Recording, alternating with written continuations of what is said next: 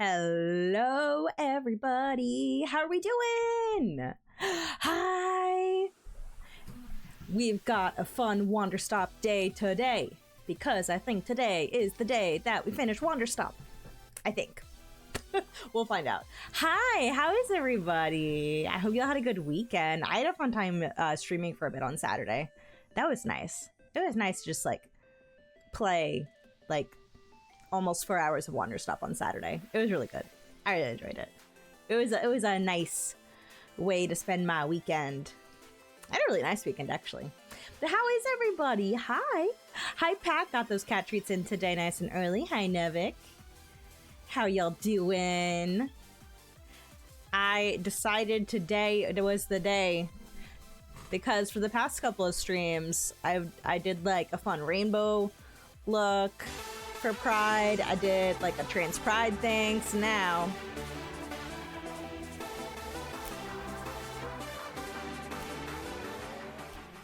Nevik just subscribed for 80 months. Over $400 of subbing to Rose later, and all I got were these emotes. And aren't they good emotes? They're so good. Thank you for 80 months, Nevik. Holy cow. That is a lot. 80 months is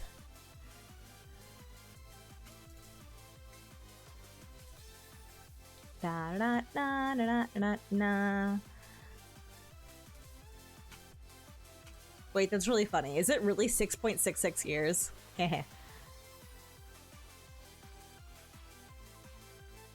That also, I was gonna say that doesn't sound right, but no, I guess that is.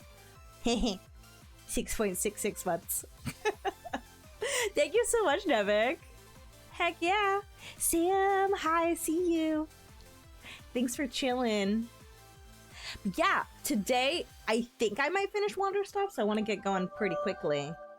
Oh, see, I have a little jingle now for the hydrate reminders. That way I notice them quicker. Thank you.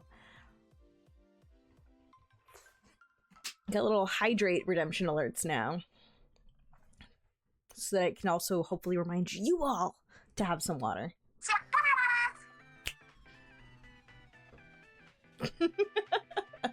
Phoenix, how are you doing? What have you been up to?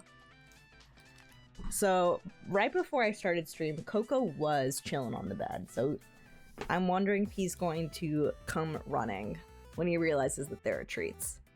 The other two boys were downstairs, so we'll have to see. Going insane, is this good or bad? Because I feel like it could go either way. It really could. Oh, but yeah, so I got this by Pride color themed shirt. This Pokemon button up ages ago. Actually I wore when I wore the trans Pride colors. I was wearing a button up from this same shop. This is the and that was the fairy themed one. And this is they grabbed a bunch of the Pokemon that are blue, pink, purple. So good. Both. Well, congrats, and also I'm sorry.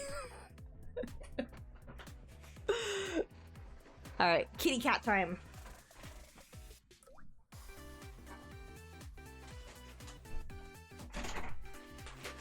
There's a Dylan. There's a Coco. Scooter. Hi, buddy. You're so cute. I'm gonna spin you around. Hi. Oh, now we have a Scooter. We got all three now. Thank you. Yes. I love this skirt. Hi. What's up? There's a Scooty. Okay. All right. Dylan's first, I guess. Okay. I'm going to set it down. I'm going to set it down for you.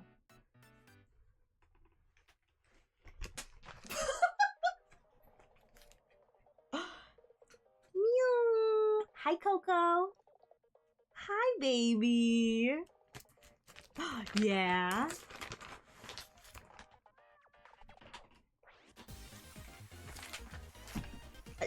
what do you think you just had? It's Scooter's turn. Hi. Come on. Come on. Come on, little pirate guy. Yeah? You can do it. Yeah! So good. The boys! Hi, buddy! You say hi to everybody?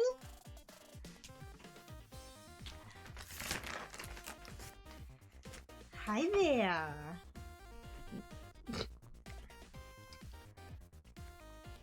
All good. You say hi, Scooty. So good. So good. Cute guy. Oh, we don't need to do that. No, thank you. No, thank you. No thanks. No, thank you.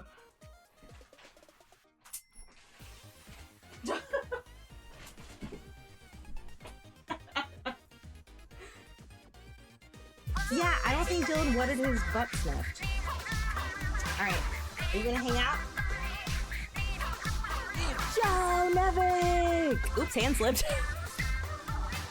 Oops, the payment info just it just flew out. 5 subscriptions to Nevik! Yo, okay, hold on.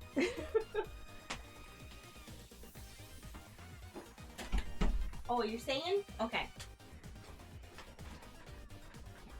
Alright, Scooter's staying with us. Apparently. He really likes the walking pad, like, actually. Anyway, Nevik! Thank you so much for the 5 gifted subs! Yeah, for anybody who hadn't noticed on the video, like, below the video player. It is currently 35% off 5 gifted community subs. So, if you've wanted to gift out 5 subs to the channel at some point, now is a good time. Because it is on sale 35%, so thank you all so much. Thank you, Nevik, that also started a hype train and that already blazed through level 1, so we're already on level 2. So anybody who wants to get an emote, it is 100 bits. Or if you don't have any bits on you, you can do a new sub, a resub, or a gifted sub as well. I believe the 35% off is only on like 5 gifted subs to the community, so not just 1. I think it has to be a group of 5. So, just as a heads up. But yes, congratulations to Stream Clips, and yo, congratulations to Ivory, to Vic, to Sephiroth Stealth, hello, and also to Jellystar for your gifted subs. Thank you to Nevik. Heck yeah. You got a little 1-month sub badge now, Ivory. You've got a little rosebud. I did hear the Spiritfarer developers are making a new game, and I'm intrigued because I loved Spiritfarer. So good.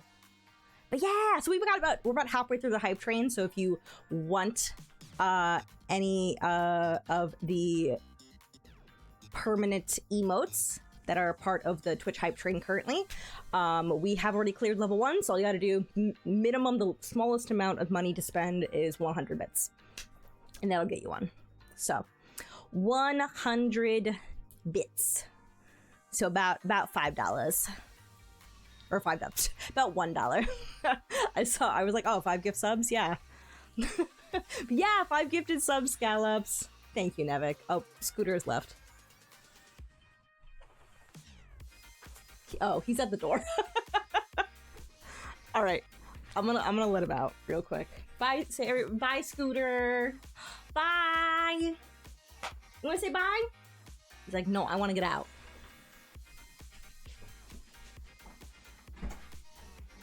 Bye.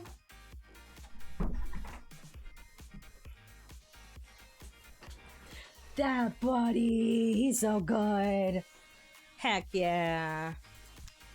Oh, but yes, Becky, Wanderstop! It's your game of the year.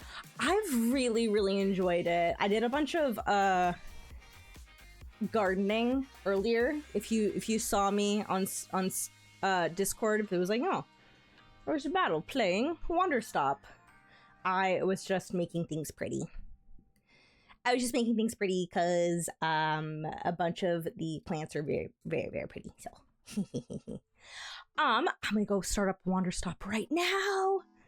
It's, oh my gosh, I've really, really enjoyed this game. Horror farming sim games in development from the Spiritfarer devs. Let's freaking go. Speak in my language.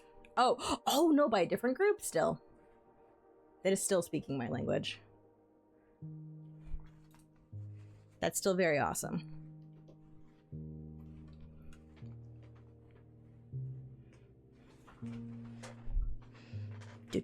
Do. Oh, isn't this music so nice? It's so chill and relaxing. So nice. I like it a lot. Oh, but it's the... Oh, is that Celeste, the Celeste pixel artist?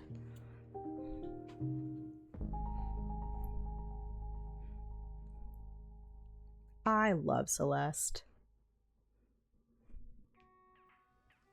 What's up? How you doing?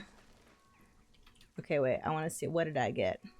I got the spill the tea emote. Actually, that's really great. I love that. But yeah, how is everybody? How was your weekend? Ugh, that's cat hair.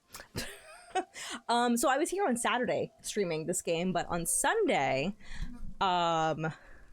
I did a barbecue over at my in-laws. That was nice.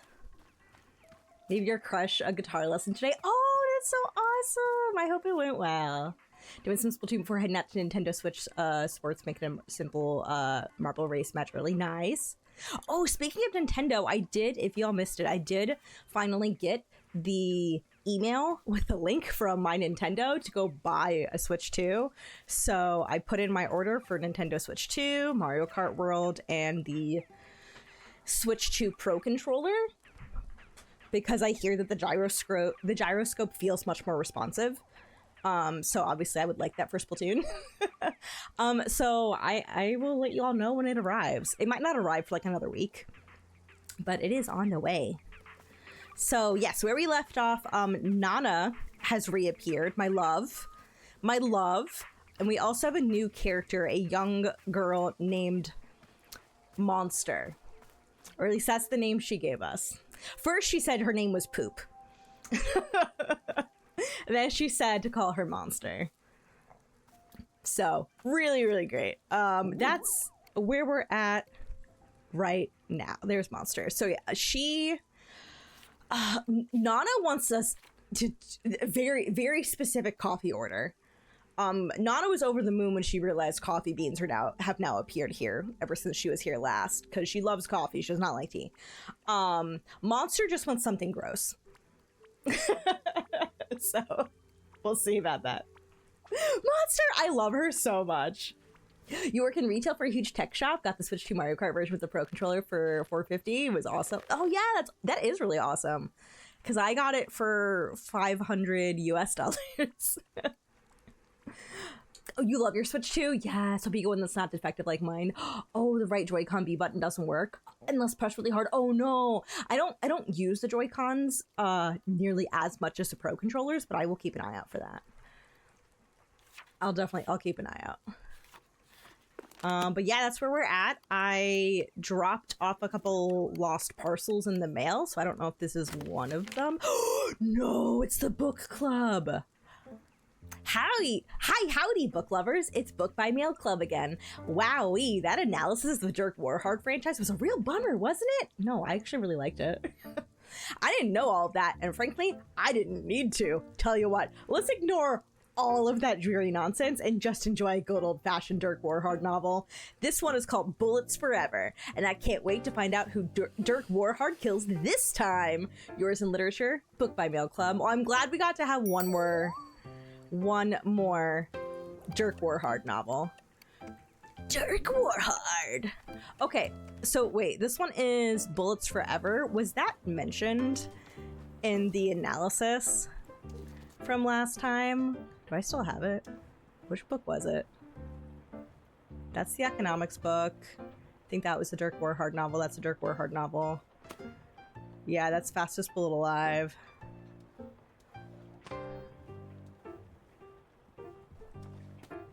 Yeah, it's the economics book.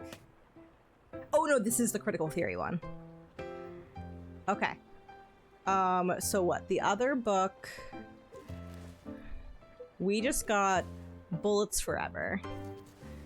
Was it mentioned in here? I'm just quickly skimming. Da da da da da da. The word bullet is used a lot. I'm pretty sure every single title has bullet in it. Face full of bullets and bullets forever.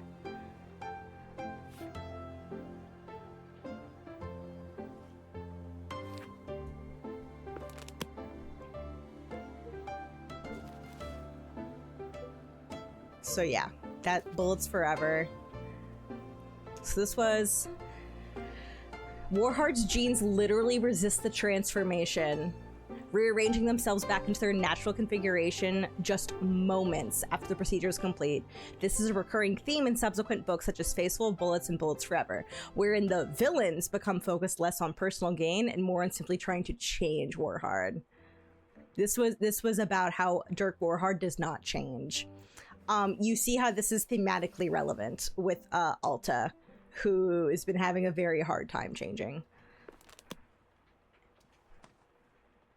Okay, cool. All right, we ready? Critical theory? Which other critical theory? Ernst Bloch, of course. I wasn't even an English major, but you can tell. You can tell that I love literary theory. I love reading critical analysis. I watch a lot of YouTube essays that are critical analysis of things. I really like it. I like writing my own sometimes whenever I get up the energy to do so. This game is literally why I started trying teas. Like, oh, chamomile's such a nice... That's like my, one of my nighttime teas. What is everybody's favorite tea? Man, I don't even know which one is my favorite. I do like a nice Earl Grey. I probably prefer this, like, was it called like cream of Earl Grey? It was a slightly creamier version of Earl Grey that I had from is that tea shop in Brooklyn just called Brooklyn Tea? It might be. But yeah, I really liked that. I love me a good standard English breakfast tea with just like a splash of milk in it. So good. I love iced barley tea. I love fruit teas, but I like them the most when they are over ice in the summer because they're very refreshing. But I do have some sometimes late at night if I'm looking for just like a warm beverage to drink with no caffeine in it. But I want something with more flavor than chamomile. But chamomile is like such a great, like, soothing, restful tea. Thought of the left-wing theory complex of critical theory behind Adorno, Horkheimer. Had 3 weekend seminars on them. They were interesting. Oh, I did. So I took only a couple English classes in college. I was doing other humanities things. But I did get to do I called it a group independent study. We were all doing this independent study, but as a group. Like, we all had to, like, register for it. And, like, we got an advisor who, like, led our class of 4 people. And we did one all on dystopian literature. And so we read, well, we started with just Utopia as, like, the introduction into some of the concepts that will then get, you know, responded to. And of course, then, like, we sort of, like, went through the ages of the dystopian literature. And we, you know, I had already read some of the books, but I reread them for our big discussions and whatnot, or our big discussions of 4 people plus our advisor.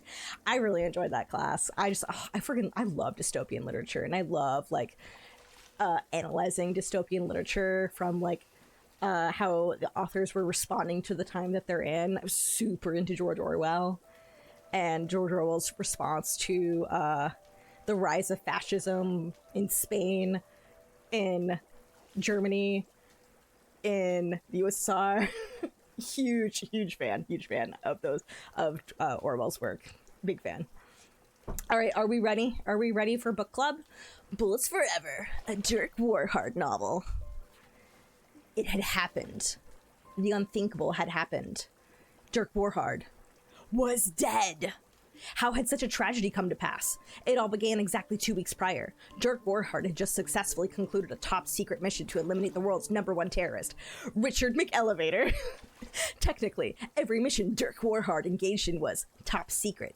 Yet Dirk Warhard was also the single most popular and beloved individual on Earth, with all of his exploits cataloged extensively in a quarterly review magazine.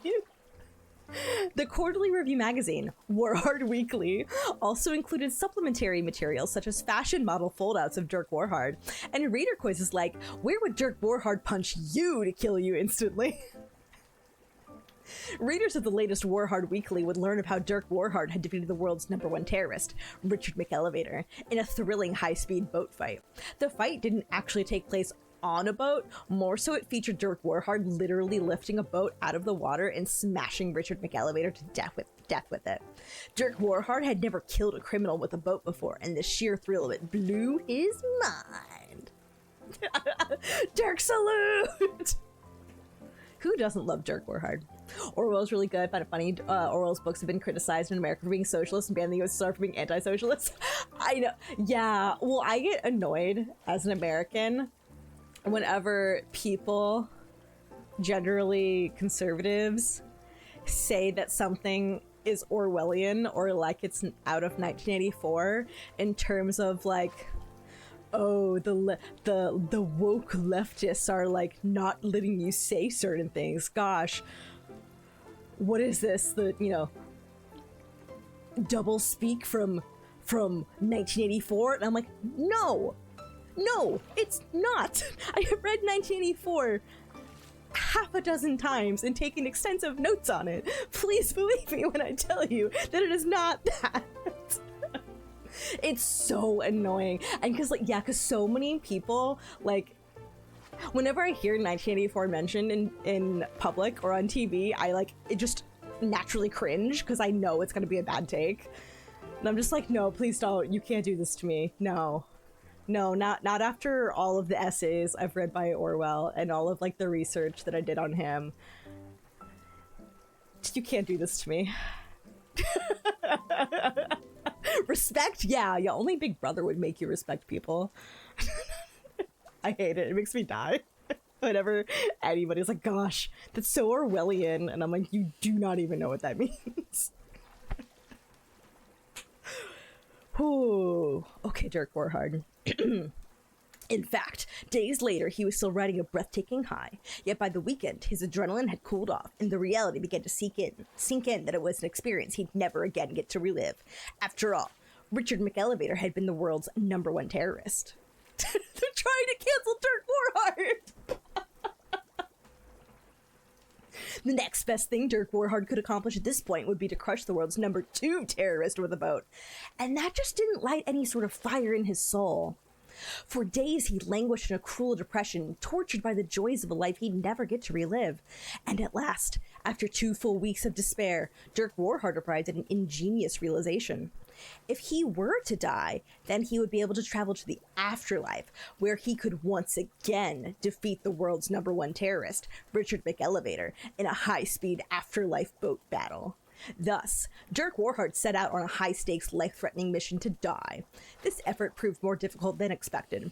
He had spent decades training his skin to resist bullets and building up spiritual karma to resist the magic of voodoo effigies. He drank poison every morning, guzzled poison as he was going to bed, popped poison pills periodically during missions. A doctor once said that his body was more poison than water, and that made Dirk Warhard so happy that he shot the doctor right in the kidneys. In the end, he decided to think himself to death. Dirk Warhard made it a point of pride to never think too hard about anything, and so it was perhaps the only way in which he was truly vulnerable. He began by attempting to spell long and complicated words, yet discovered that he was a natural genius at spelling. Then he decided to invent entirely new, much more complex words to spell, and found he was a master at that too. Finally, he decided to invent and spell the single longest word imaginable. And that's what finally got him. The word was so long that it took him 2 weeks to spell it, after which time his brain gave out and died due to sheer hatred of letters. The last thing he yelled before blackness consumed him was, "Hell had better rule!" Yeah, you know, poison pills, you can just, like, pick those up over the counter. I would love for this game to be on the Switch too, yeah. Less toxic than the Twitter starting page. Gosh, nothing's more toxic than that. Yeah, not even cyanide. More toxic than that. When Dirk Warhard came to, he was lying in an old wooden ferry, floating down a gray river surrounded on all sides by heavy brown mist. The stench of death hung in the air. Standing next to Dirk Warhard in the ferry was an ancient-looking boatman, a frail and bony figure covered from head to toe in tattered black cloth. The boatman propelled the ferry forward with a spindly wooden oar and groaned as he rowed. Hurr, hurr. After some time, the boatman looked down at Dirk Warhard. Oh, snap! Are you Dirk Warhard? The boatman began to tremble with excitement. Oh my god, I am such a big fan. You're a freaking legend around here. A lot of the people I ferry were killed by you. And indeed, as Dirk Warhard looked around the underworld, he could see it was packed with perished souls, many of whom he had killed either intentionally, unintentionally, or both. He recognized many of the evildoers he'd put away, villains whom Dirk Warhard felt a moral responsibility to eliminate because they had wished harm on the everyday common man. Oh snap! I have not said oh snap in a very long time, other than just recently. But he had killed a lot of the everyday common man too. Janitors, doctors, improv comedians. Dirk Warhard pursued his passion for violence with eyes unclouded by discrimination or class distinction, and in this sense, he was the most moral human to ever live. He recognized the souls of many political envoys and ambassadors whom he'd murdered, peaceful people whom he'd specifically been assigned to protect.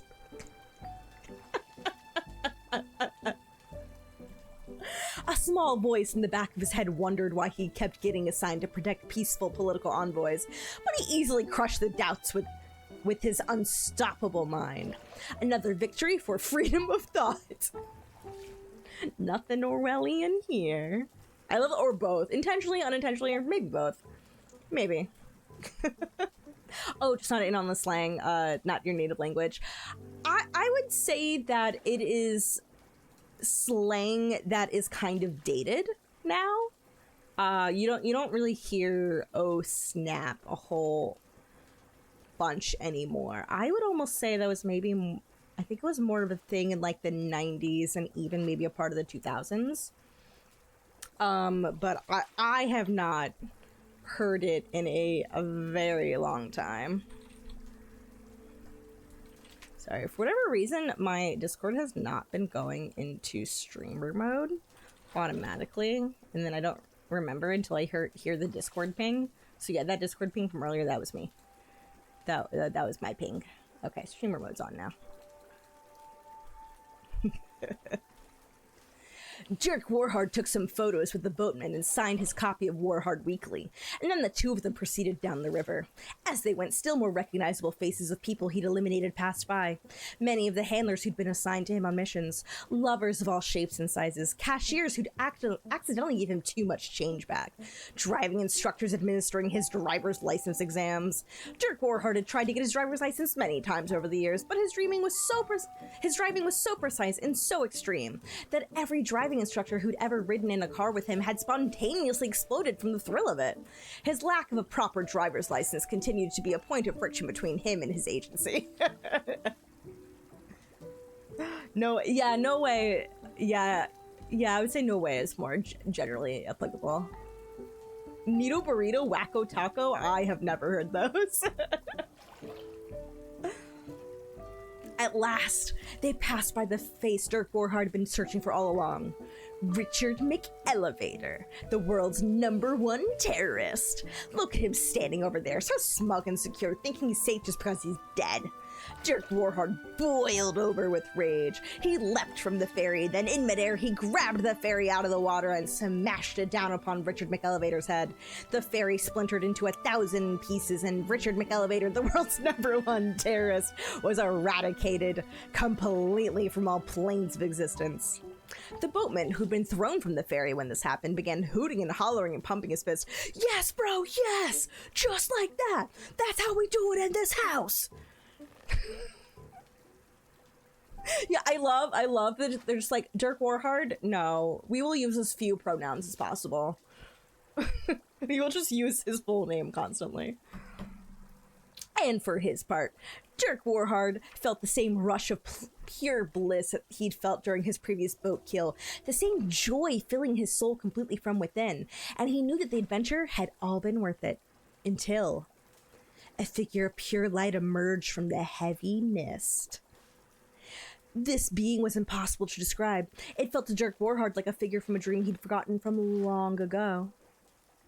The being was impossible to directly perceive. When Dirk Warhard tried to look at it, he felt only a sense of balance and equanimity. From the center of this being flowed the essence of all things, of light and dark, of the beginning of time and the end of creation.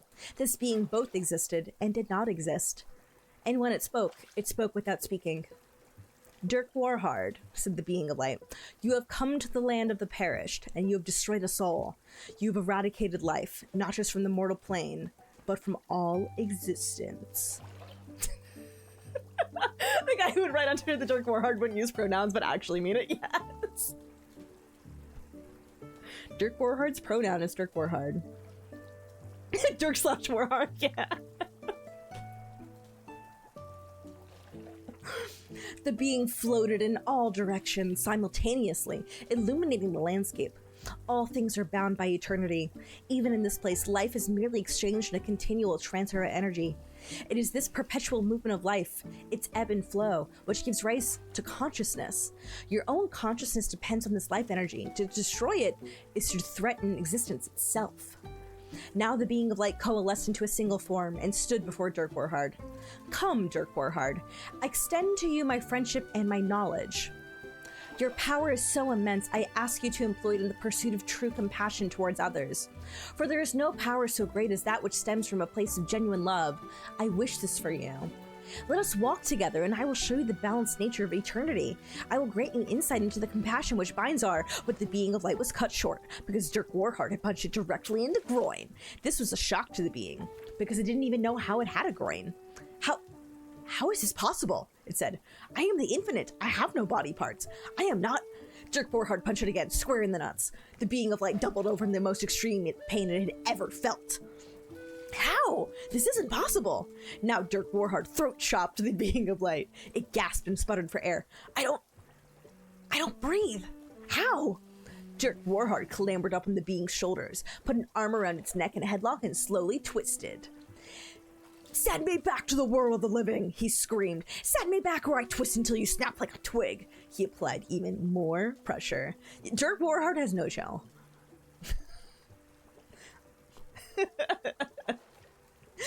Please, no! Gasped the being of light. Please, I'll do anything. Just let me go. The being of light pulsed with the golden glow, and Dirk Warhard felt... No! That's the being of light. No! No! Please, no! The being of light pulsed with the golden glow, and Dirk Warhard felt his body begin to rise. He let go and ascended upward, out of the heavy brown mist, back toward the land of the living. Oh, thank you. After we finish this, I'm gonna need a big swig of water. Back toward the land of the living. The last things he heard were the being of the light breathing in huge heaving gasps, and the bony boatman yelling, "Are you freaking kidding me, bro? Yes! Yes!"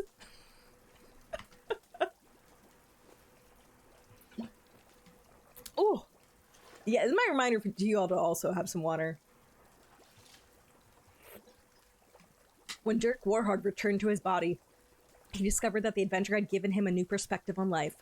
Going against his general distaste for thinking, he reflected on the fragility of human existence and how easily a life is taken. He felt a weight in his chest when he thought about all of those perished souls who'd never again breathe fresh air, who'd never walk in the grass nor spend cherished time with the ones they love.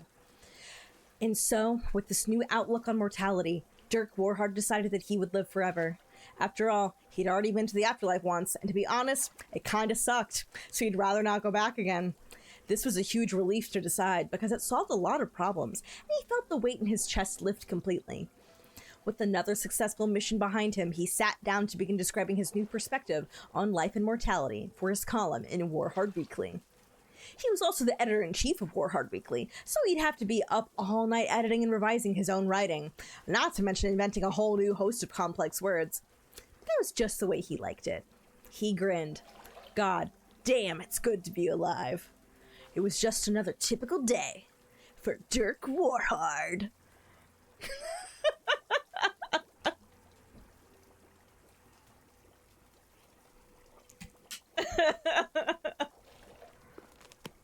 Thanks, Dirk Warhard. What a bro.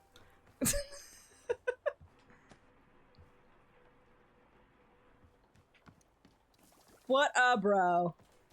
Fuck yeah, Dirk Warhard. Oh, it's about Monster.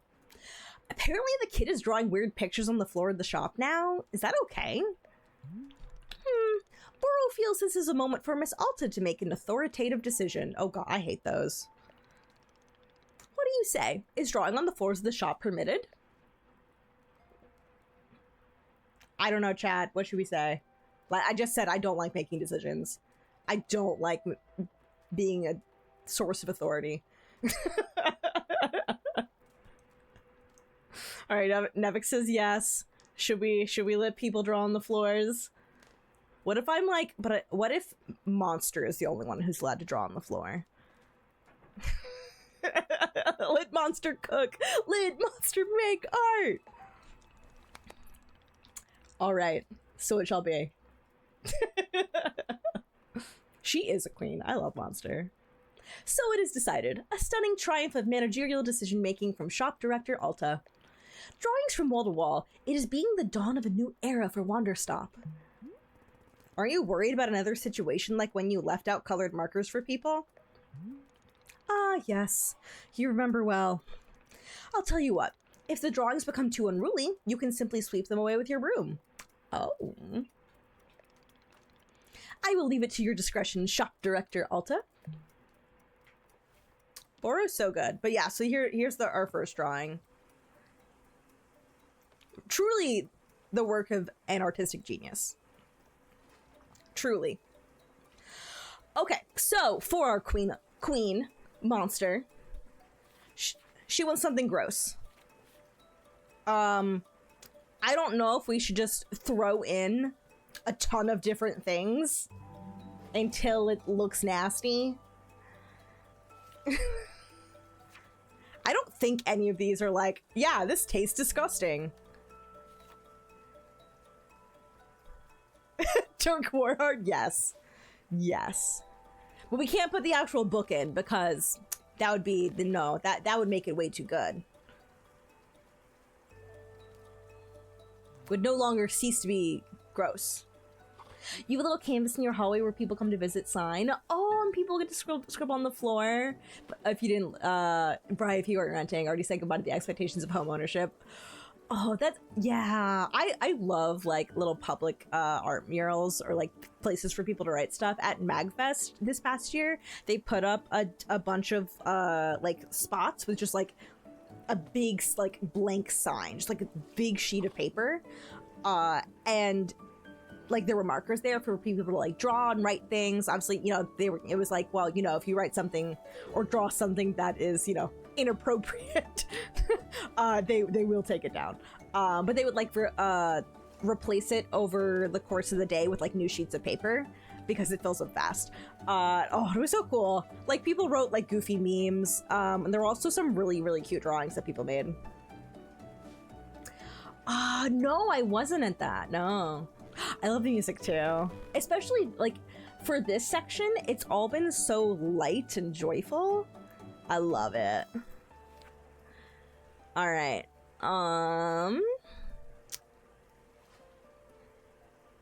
These all sound pretty good. I'm looking for anything that might say it's gross. No, I think we're just gonna throw a ton of different things in. I already grew a couple different things. Oh, I didn't mean to. No, that can go there.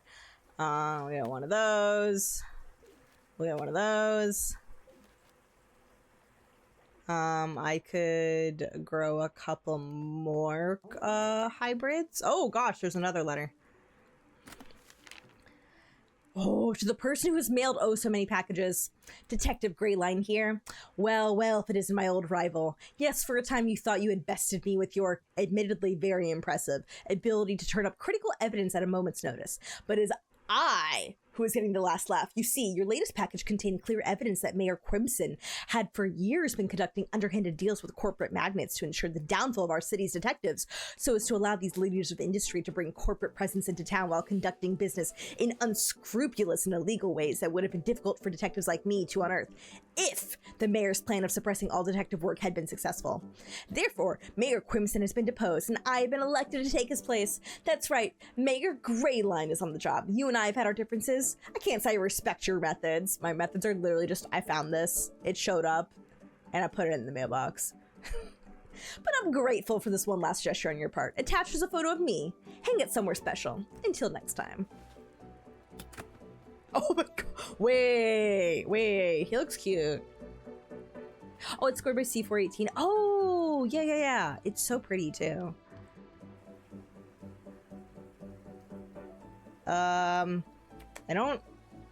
I wish I had more photo frames. Oh, he pretty cute.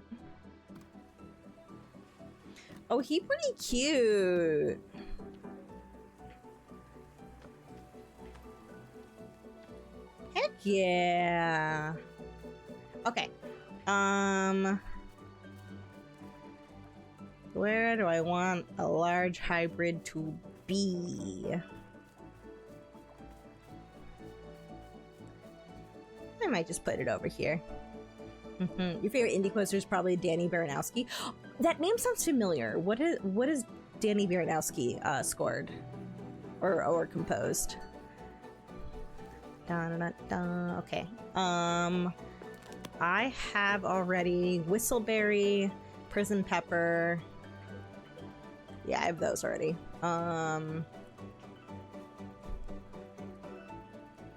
Oh, we also have Meliums, right? Could get some ghost fruits.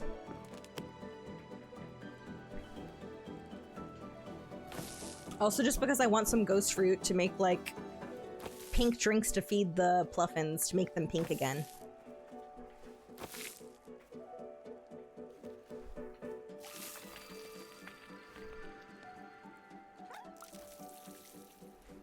Yeah.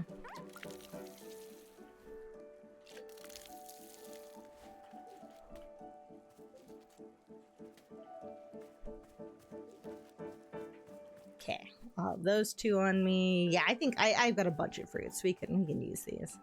Flash Isaac. Oh, Meat Boy and the Necrodancer games. Oh, okay, yeah. That's where I recognize the name. The Necrodancer games. Oh, I was just complaining. Boro, is there a way to get more picture frames? I used all the empty ones in the shop. Ah, how artistically forward of Miss Alta. Perhaps museum curators in your future. But to answer your question, no, Boro is not having any more picture frames. Very sorry. I am, of course, acquiring them whenever I can, but picture frame salesmen are not often wandering these woods. Oh man, I hope one shows up. Can you perhaps settle for just the number of frames we already have? But what do I do with my other pictures? Again, with great apologies to Miss Alta, you may not be able to use every picture you are finding. Perhaps it will be a little exercise in choosing favorites. Yes, a select few photos which call out deeply to your soul. I knew he was going to say that. Personally, Boro is so indecisive that I can never pick favorites. That is why the frames were all empty when you arrived. But one day I will be getting over my artistic decision paralysis, surely. Yes, it is not too late for a museum curator to be in my future as well. I love him. I love him. Okay, do I still have a T-ball on me? I do. All right. Let's make some truly strange tea. Maybe it'll be gross. I'm not entirely sure. Oh yeah, Nana's picture stays with us forever. For anybody who has not seen it, I have to show you the best picture that I've ever taken and will ever take. That is my masterpiece. It simply cannot be beaten. It is the best photo. This one stays here forever. I have not moved it ever since I put it here. Several of the others I've changed and whatnot and, you know, swapped out, but that one has remained there. That one has remained there. Like that one I just put up of Gerald's son Timothy when Timothy was a baby. Very, very cute. My pink pony photo. Very cute, very cute. So many cute photos. Saw a video where someone thought Burrow was secretly evil. What? No! He's a good guy forever and ever.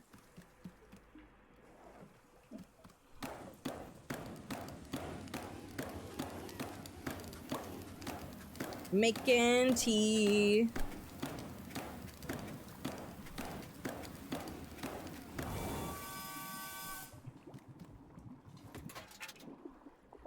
T-ball. Yeah, Pink Pony Club. Exactly. All right. I'm gonna throw in a prism pepper. Throw in a ghost fruit. Throw in a sweet melium. Oh my gosh. Okay, I did not throw in a whistleberry yet. There, now it's brown. Alright, let's go get a teacup for Monster.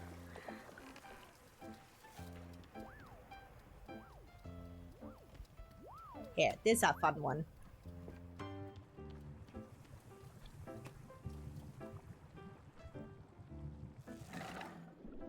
It looked like bubblegum, but now it is brown and looks disgusting.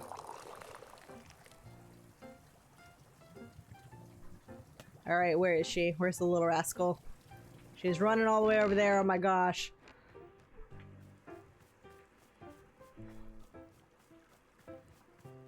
She's so cute!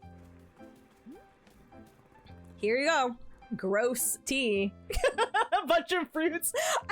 Okay, fruit's delicious, but some fruits are not meant to go together in terms of the palate. What is it? Just a cup with liquid? That's what tea is. It's just flavored water. This sucks. Tea sucks. No, it doesn't. Just try it. Can I get a different one?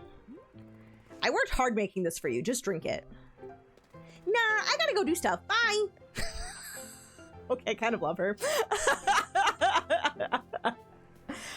Okay, do you want us to throw poop in it? Do you want us to throw poop in it? But honestly, good. She's like, no, fruit's yummy. That's not gross. That's no.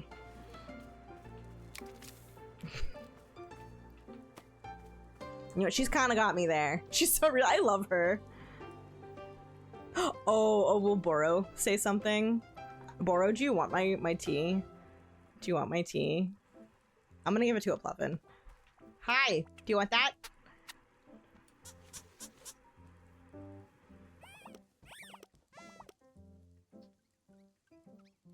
Hello, babies. Okay. I actually wanted the teacup, but now that I picked you up, we must pet you. Me? It turned brownish. Oh, I mean, if you want that cup, I guess you can have it. There he is. Alright, what's up, Boro? Hello, miss. Boro is having yet another one of his silly ideas. I am feeling like the pots inside our shop are looking a little bit barren. That's really fun. I mean, they were before I spent this afternoon putting a ton of plants in them. They were. No, yeah, not anymore.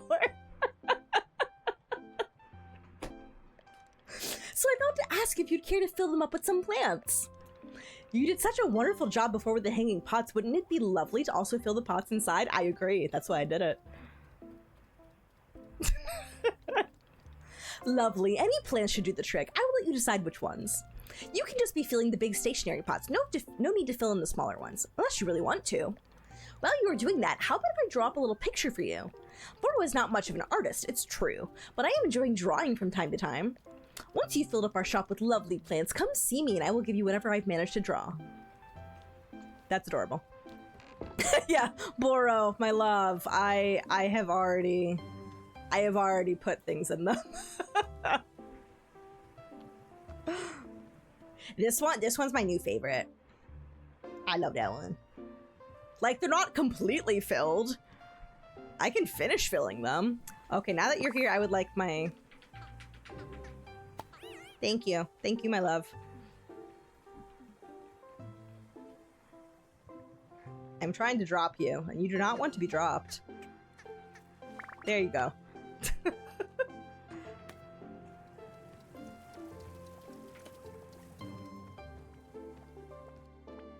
Alright, gross stuff. I don't know, we throw in a trinket?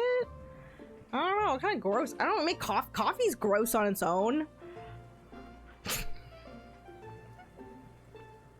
Oh, okay, it's bugged dropping them in the shop. That makes more sense now. I love the puffins. Oh, this looks like shit. Can I use this? Wait, can I like... Oh, dang it. It was worth a shot. I was like, can I pot this? Can I pot this? Oh! Wait. I don't know if it's doing anything. It's a beautiful sculpture. Yeah, of poo. Oh,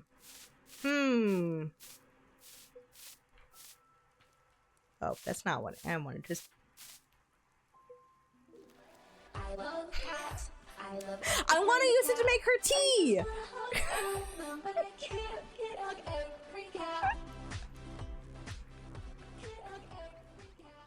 That would be gross tea! Oh, hello, my friend. No.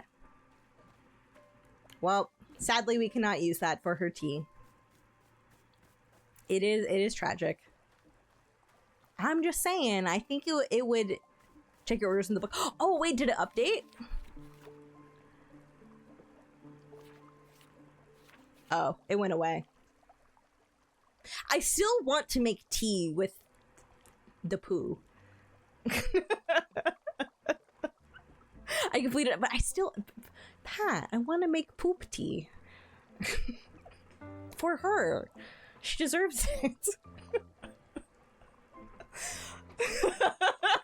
It's mud, yeah.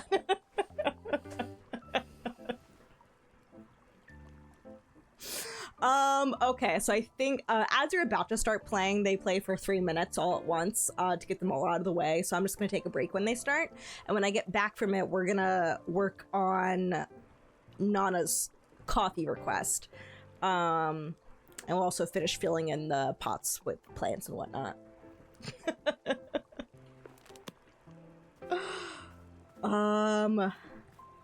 You know what I could do? Are there any more shrink shrooms? I need one more. I love shrink shrooms. I love the large hybrids and making them potable. But I feel like I so rarely get shrink shrooms appearing. I had so many of the gift shrooms. Alright, I'm gonna throw up the BRB screen and put on some music. For anybody who might not, dang it, no shrink room. Anybody who might not get the ads playing, or they might finish early for you, or like you're subbed and you don't get ads right now. Yeah, we'll do that. Do a quick sweep, sweep, sweep. Nothing. All right, I'll be back in 3 minutes and we'll go make that coffee order.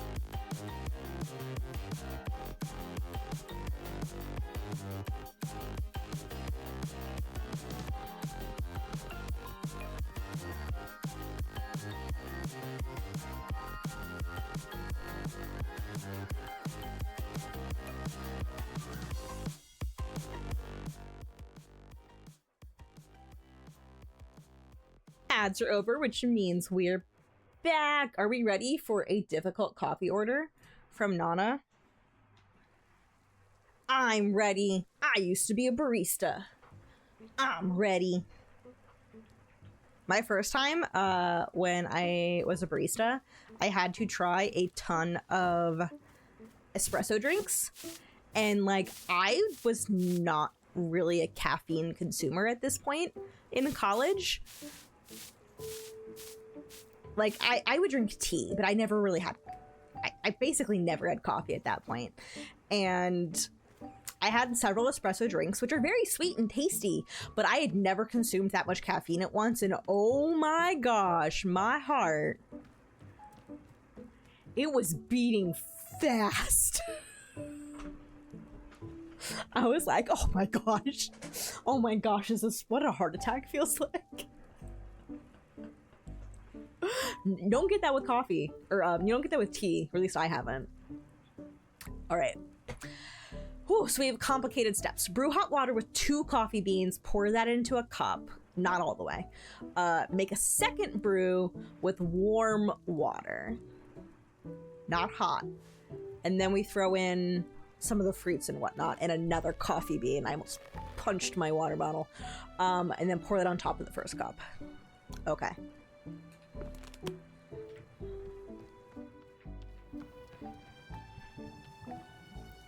Meat to meat. Okay, I have coffee beans over here. Oh, I think I'm gonna have to grab some more.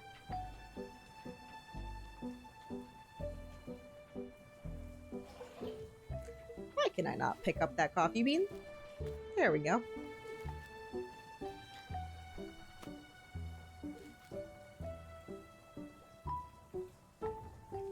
Okay, that's the sweet. No. Whaling of sweet medium. Okay, so I need to make a whaling fruit.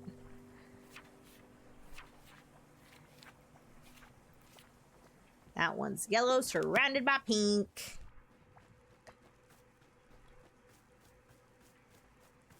Doo-ba-doo-doo. I'll put it over here.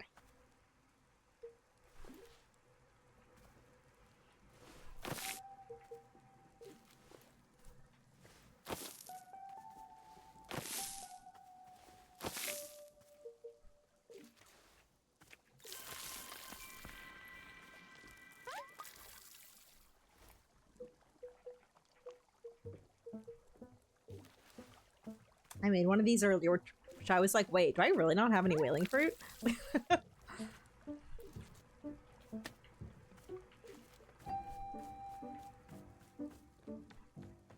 I also just, I will need another coffee bean. I want to check if I have one back here. I do not. That's fine.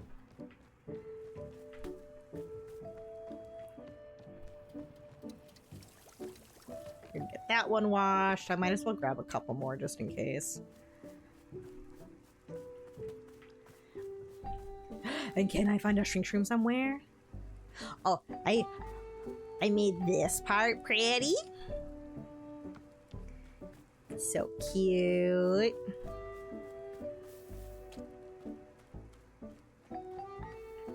Oh, I thought I picked that up. I did not.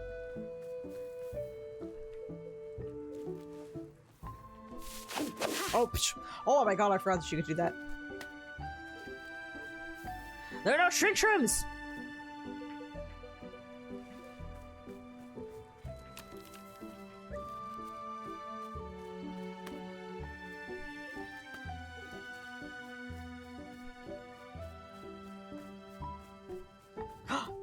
Hey. You know, she can't fight with a sword, but she can still fight with a broom.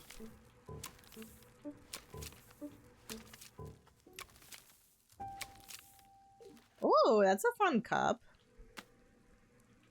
Get that washed. Got another pretty painting. I keep not having enough space for them.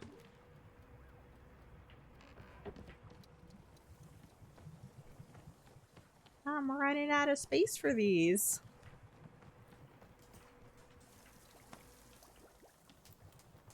Those leaves should count their days. They're numbered.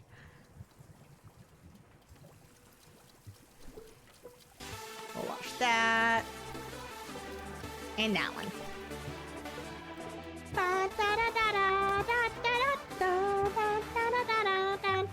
Snubstumpy 2007 just subscribed for 65 months. Hi. Hi! Thank you for the 65-month resub, Snubstumpy. How are you?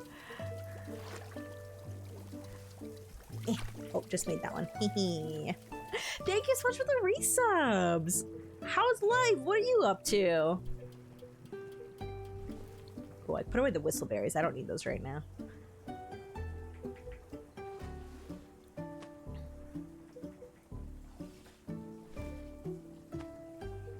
Whaling fruit, coffee beans. Yes, this is what we need. Yeah.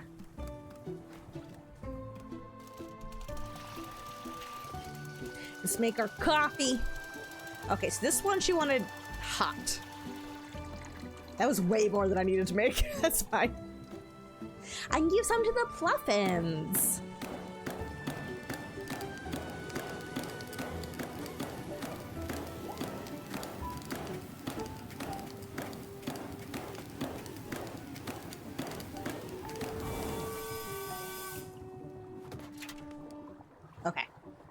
I just want to get her instructions.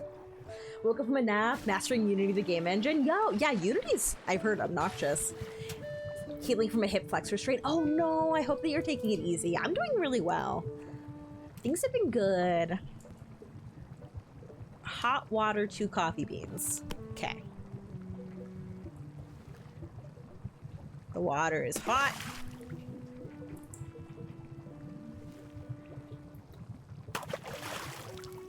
That is a strong brew. Get rid of the rest of that.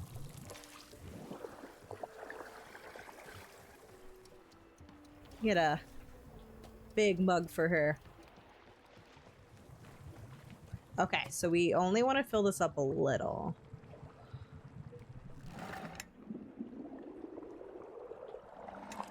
That may have been a little too much, but maybe it'll still work? I don't know. Should I pour another cup with less in it? Just in case.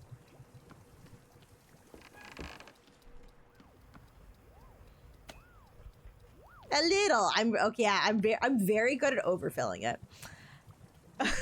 I'm very good at that. Okay, I'm gonna hold it for less time.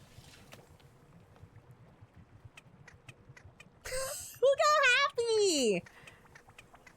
Hi!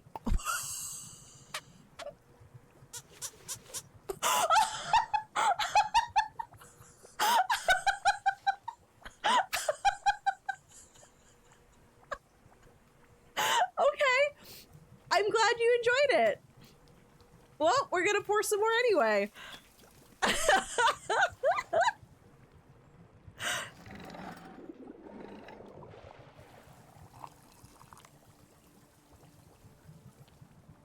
Okay, hopefully that wasn't too little. I have been drinking tea on the benches. This is a good spot. I like also this one of the spots upstairs. I've gone on a couple of the benches outside. That Pluffin just really wanted that. Thanks, that's mine. Oh, do I need to move it before making the next cup? Because, like, when you make a new brew of something, it, like, lets out.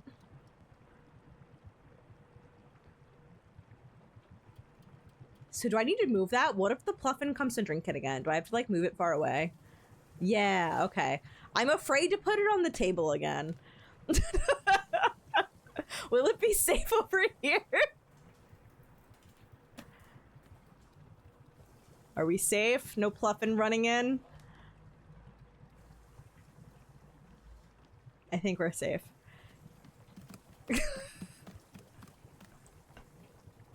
I cannot.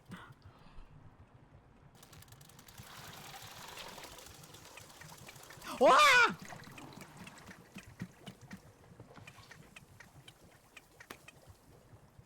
It's not for you.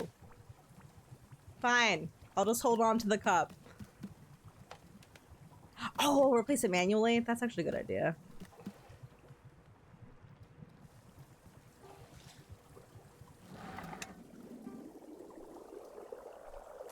That Pluffin just really, really wants coffee.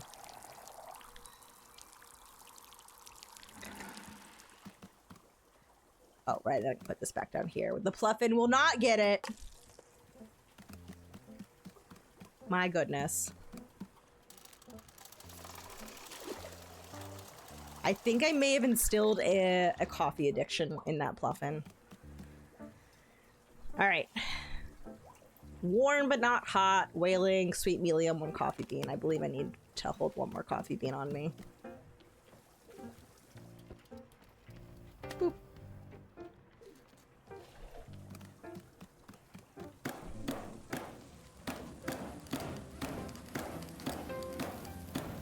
Okay, is this warm? I think, yeah.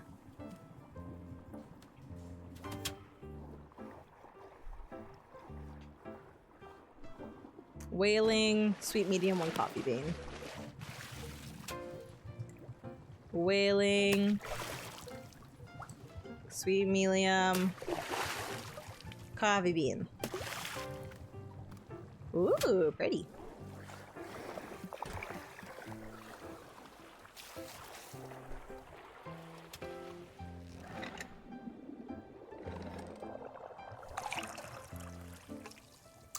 Perfect pour! Oh my gosh, Nana, I hope you like this.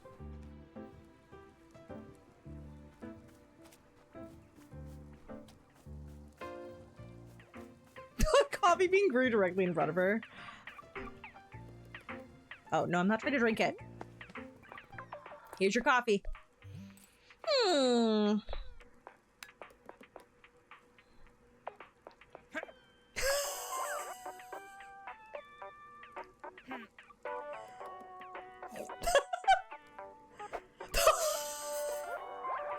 Well, I'm glad that I didn't give her a mug that I would really be sad to miss. Well, hot dang! Missy, you made a cup of coffee! Is it the finest cup I've ever had? Not a chance, but it'll do. Ha! It'll do? Look at that, you got me all drippy and sentimental. Alright, fine, you upheld your end of things. You get to take one item with you. I love all of them. I legit love all of them. The game's only going to let me pick one, though. Which one would you all pick? I love the Boro doll. Tea shop loser. I love the Ladybug mug. And I love the Stars Above star thing. I assume it's the trinket. Tea shop. That's like, I want to go for the tea shop loser. Right? Look, yeah, he's so good. He's so cute. All right. I can't say no to Boro. There, business settled. Now get out of my hair. Nana, I love you. Boro, I have a doll of you. It's very cute. Yeah. I'll put it there. Okay, we still have some left over. I'm gonna pour a cup for myself. Let's have the froggy cup. Not that one. Get the not that one. Dang it. The froggy cup.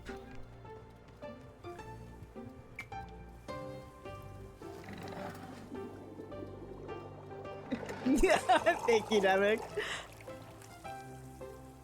How much do we have left in there? Oh, I could give some to the Fluffins, maybe.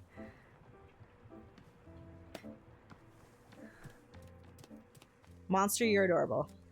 Okay, where have I not gone in a while to sit? I don't think I've sat here in quite a while, or ever. I don't remember.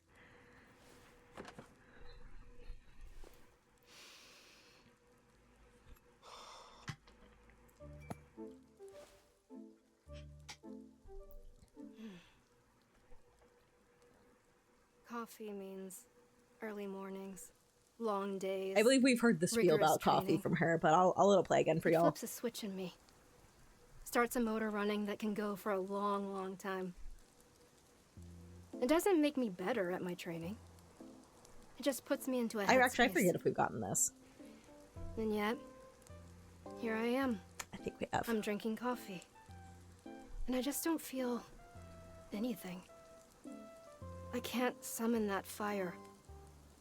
Yeah, you're right, we have. Good? Is it bad? I don't know. God. I just want things to stop changing. Yeah, I remember that. I remember that now. Yeah. It's a good one. Oh, Alta. Oh, my girl.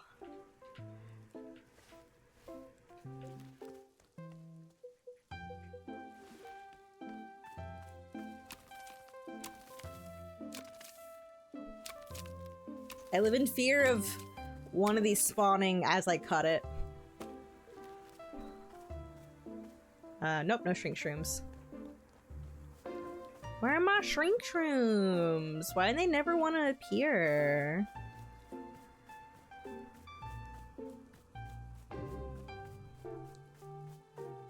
Like they're the best ones. They should show up more often.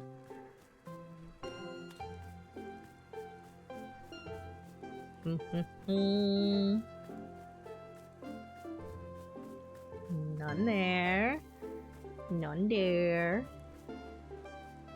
Oh well. Look again later. Let's go give some drinks to Pluffins. Oh,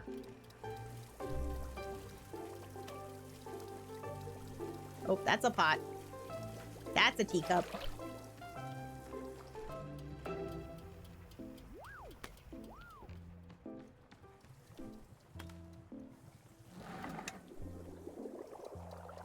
What a color. Oh, look at these perfect pores. You already had some. That's why you keep showing up around me.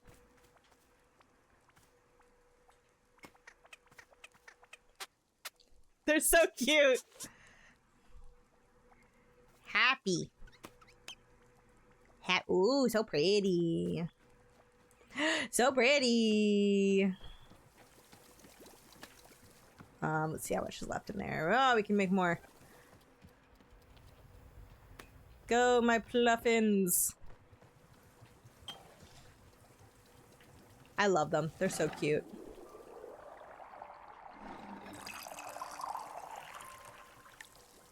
That one was not a perfect pour. There's also very little left. They're so cute! Hello. You can have one now.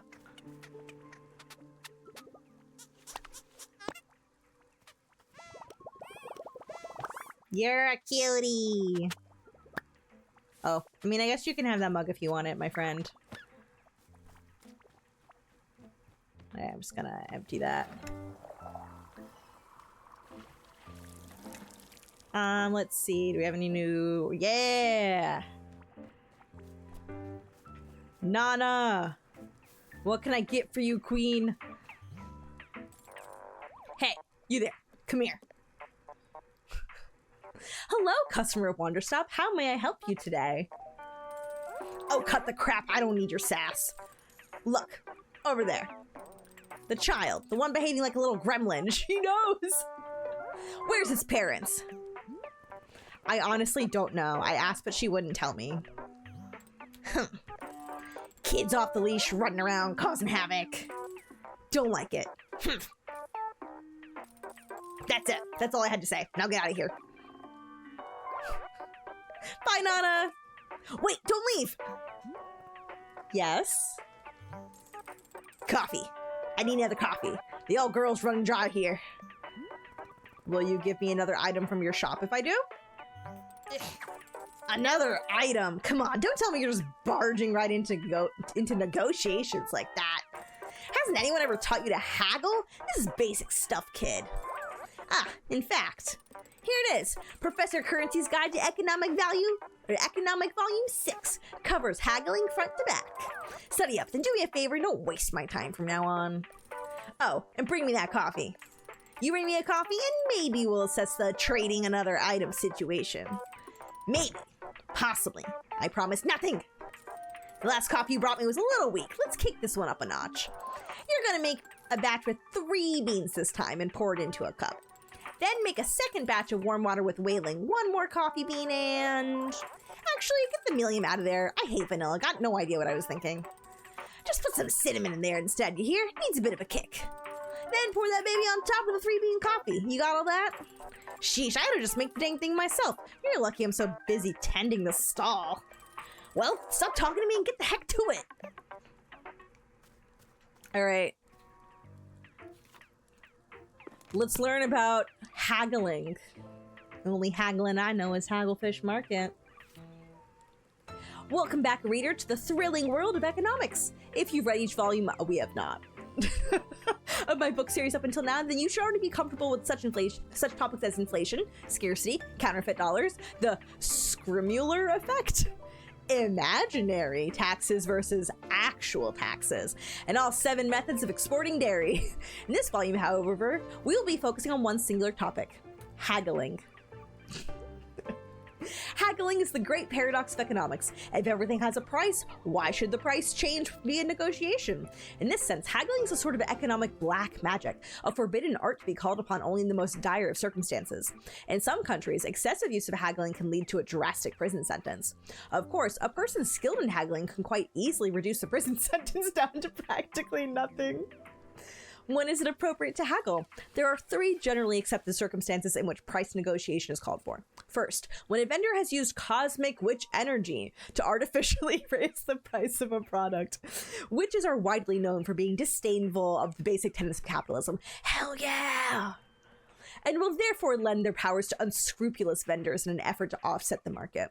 Second, it is acceptable to haggle on behalf of a small orphan child who's sickly, ill, and only has a single coin to his name, who hands you the coin and coughs pitifully, asking if you'll please help him buy a loaf of bread for himself and his sister. And he knows that a single coin isn't enough for bread, but won't you please see if you can somehow negotiate the price down?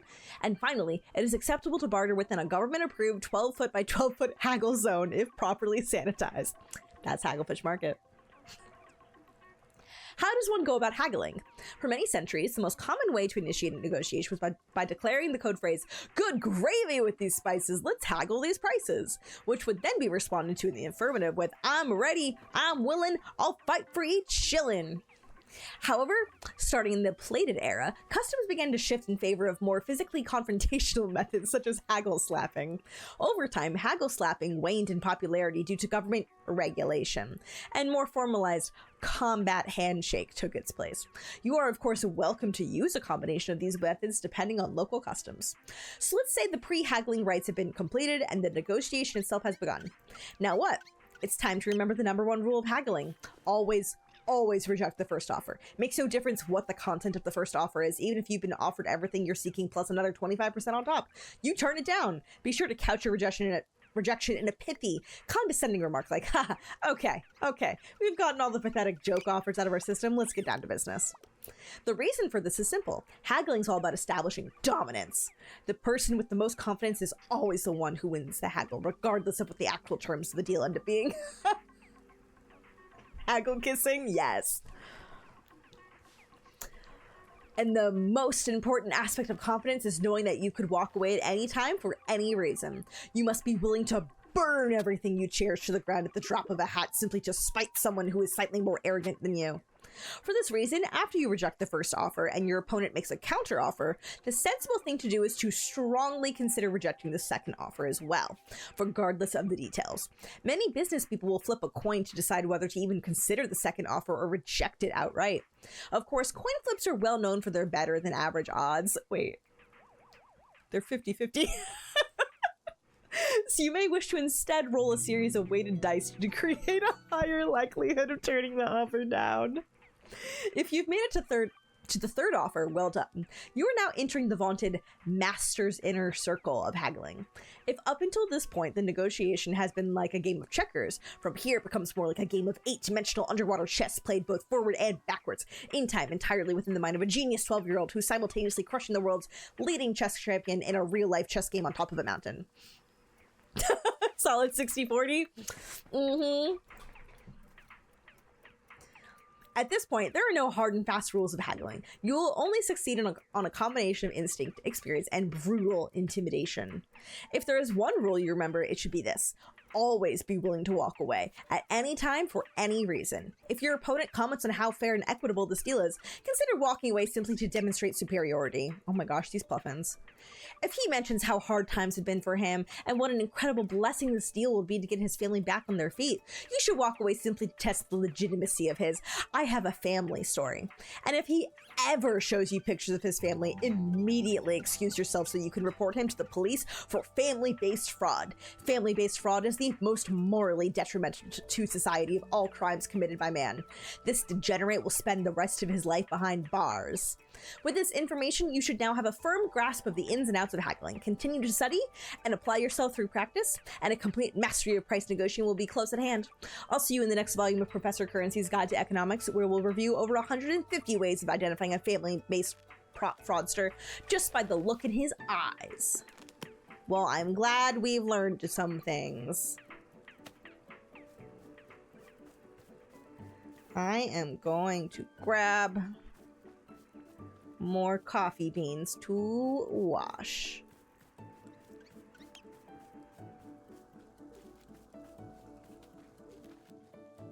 Do, do, do, do, do, do.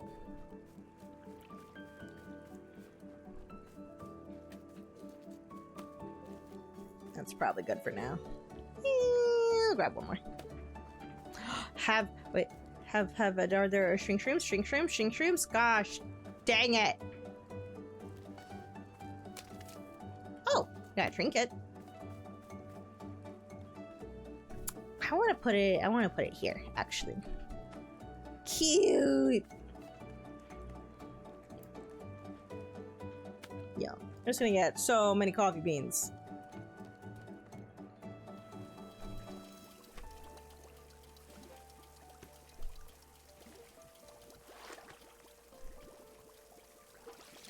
Hi, Boro. We are making so much coffee.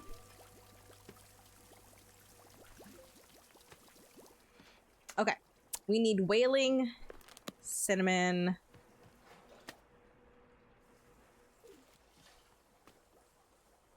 That's whaling, right? That's whistleberry. Whaling. This is the whaling. There we go. Okay, so which one is cinnamon?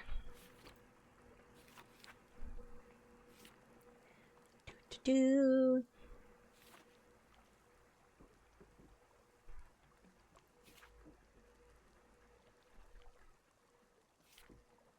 I need to make whistleberry tea to have because we have not watched that yet.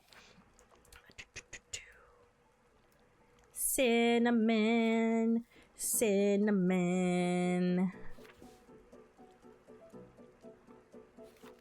Cinnamon. I don't see anything that says it's like cinnamon.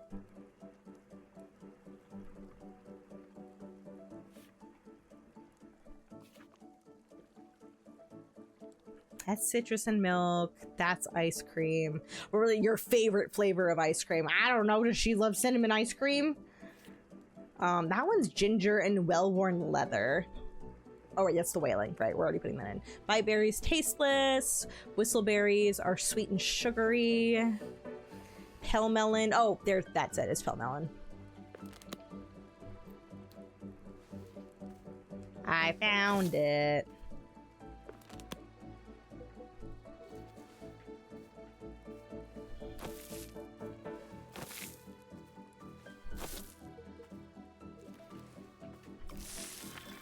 Oh, I forgot how pretty that tree is.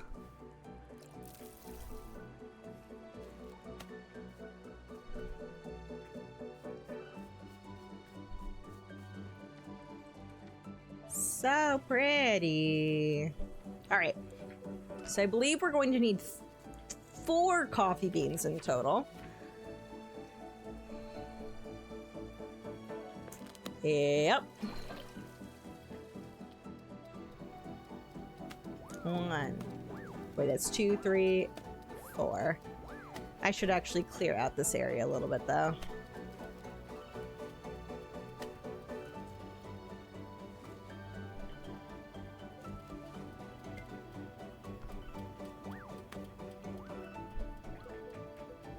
Okay, more coffee beans than I need. That is fine.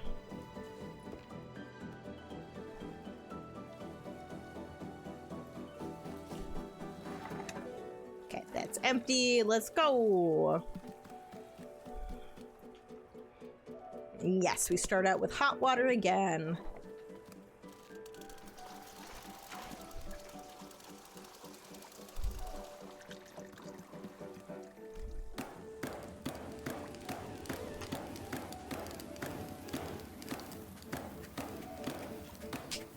Saying my own hydration reminder to you all.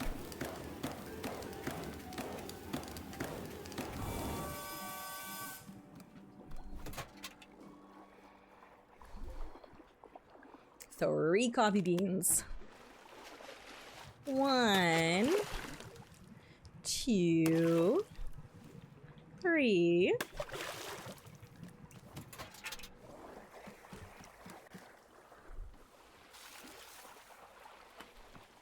Oh, that one's... Oh, wait, no, I don't want her to break that one. I don't want her to break that cup, actually.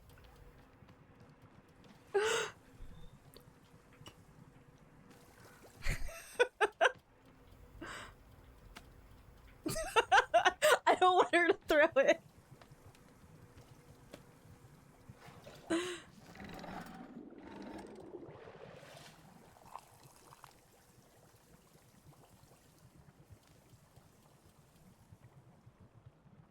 I'm gonna pick that up. And we're gonna empty out the rest.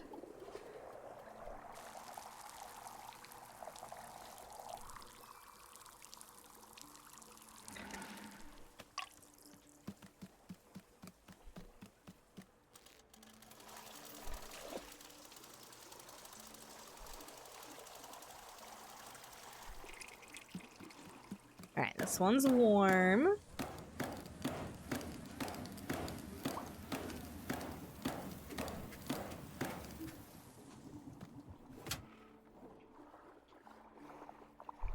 Wailing cinnamon 1 coffee bean.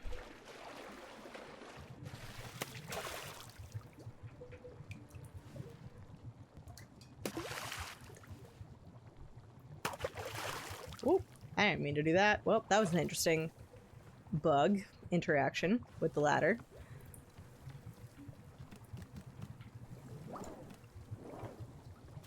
There we go.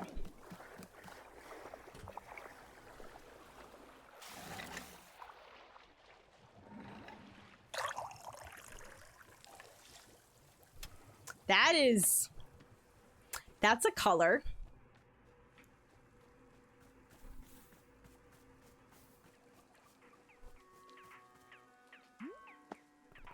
Here you go.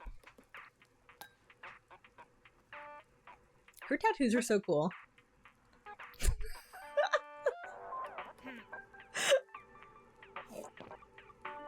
There goes. Yep, you did it. To your credit, I'll say this. You brought me 2 cups of coffee now.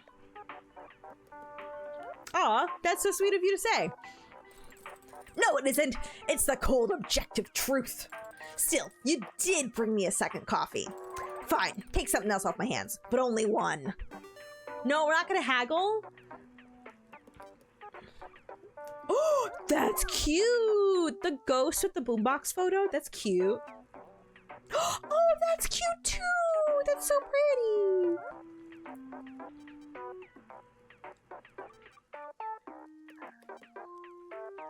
That's so cute! I love them both!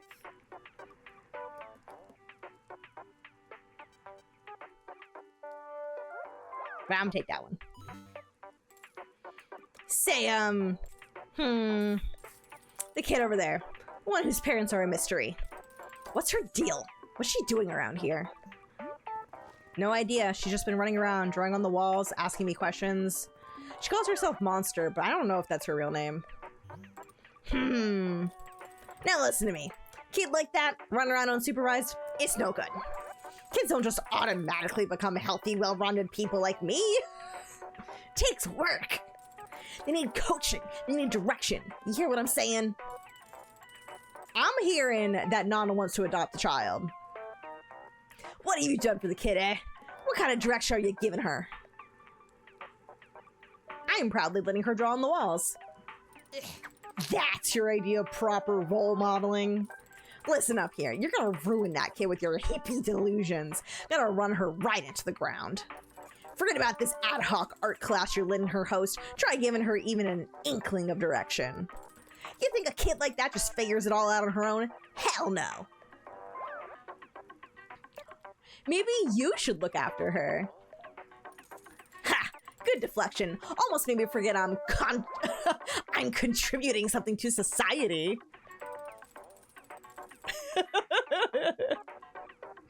Isn't she great? I think Nana would provide great direction. I've got services to provide. Meanwhile, you're stumbling about and spilling tea down your socks. That is true, I do that. Besides, you're the only person here that this kid will properly listen to. That's the truth. So don't screw up with your nonsense. Alright, now get out of here. Your not-a-buckless vibes are wrecking my intended atmosphere. Thanks for the advice. Ha! Oh my gosh, the ghost pictures! Alright, Pluffins, do you want more tea? Although also, before we do that, we're gonna talk to Monster. Alright, as pretty as that man is, that's a ghost with a boombox. So, you know. QED.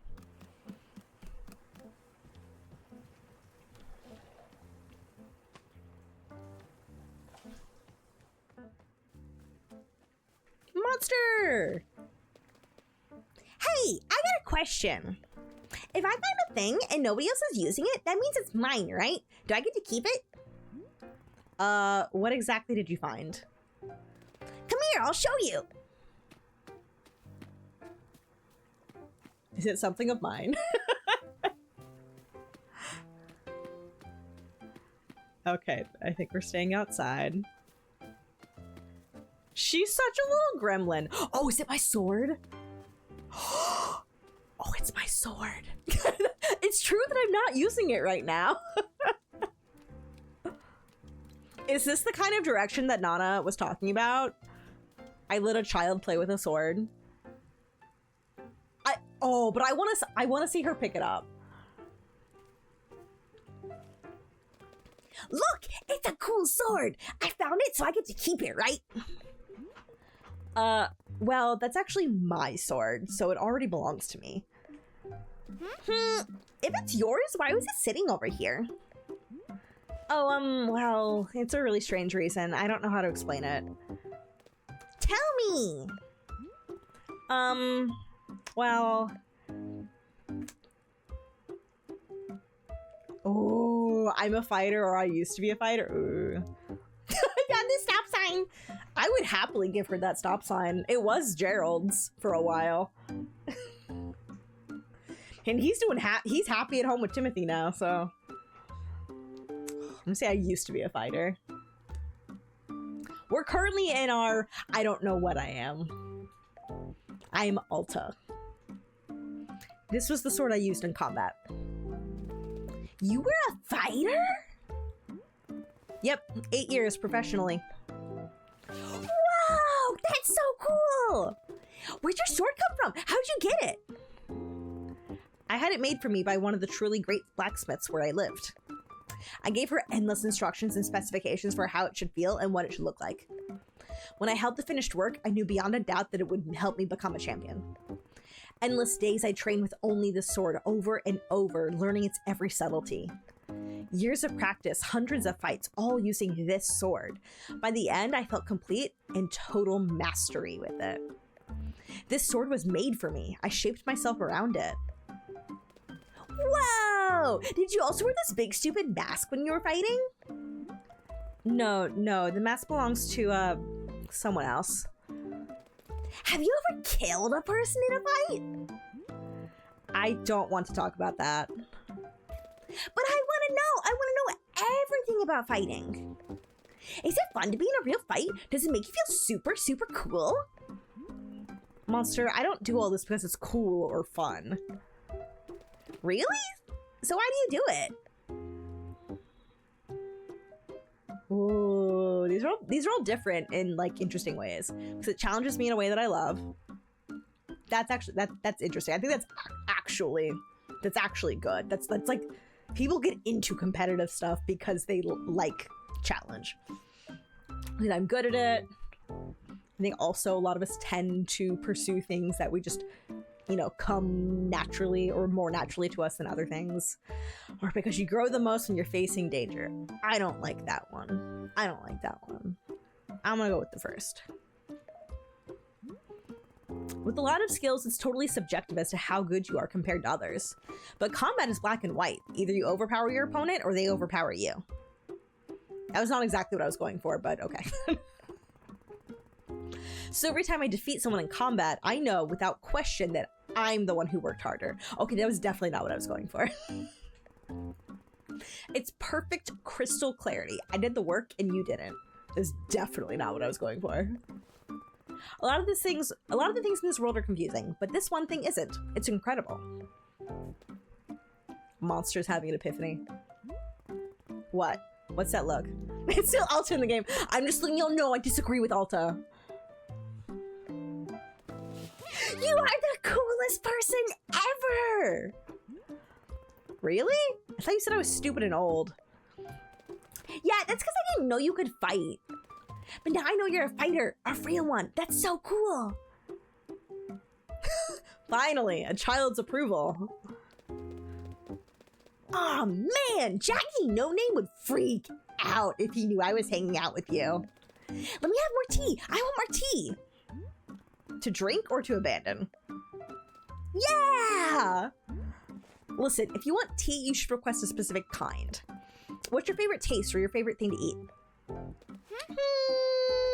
Sometimes I eat dirt. See, I was gonna use her mud sculpture to make her tea. Sometimes I eat dirt, but not because I wanna, just because it makes Annabeth so mad, which I like. What else? Cereal! Oh, yeah, I know which one. I know what fruit. Commander Crispies is my favorite. I eat it every time I'm staying at Tessa's place. Tessa's mom is so cool because she actually lets me eat sugary cereal. Cereal sucks if it doesn't have lots of sugar in it. That's what Commander Crispies says. And Commander Crispies is so right. Okay, so things that you eat include breakfast cereal, sugar, and dirt? Yeah, I think so. All right, I'm gonna make you a cup of tea, and this time you're going to actually drink it. I love her. I love her so much. Okay. Breakfast cereal, sugar, and dirt. I don't know what we're doing about dirt, but the cereal. I love her more every time we talk to her. She's great. Okay, that's the sugar one, whistleberries. And snow cones is the cereal, I think. Yeah, cereal. And dirt. We're far from done. Oh my god, I love her so much. Okay, well, I know we need the snow cones. Oh my god, she's following me! Aww. I love her. I want to adopt her. Okay, she got distracted. She's going elsewhere.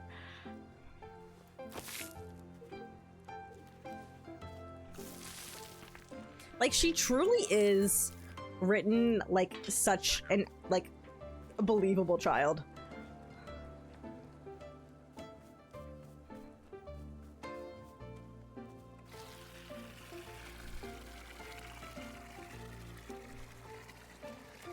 So I used to have a job being an assistant teacher at an after school sort of program.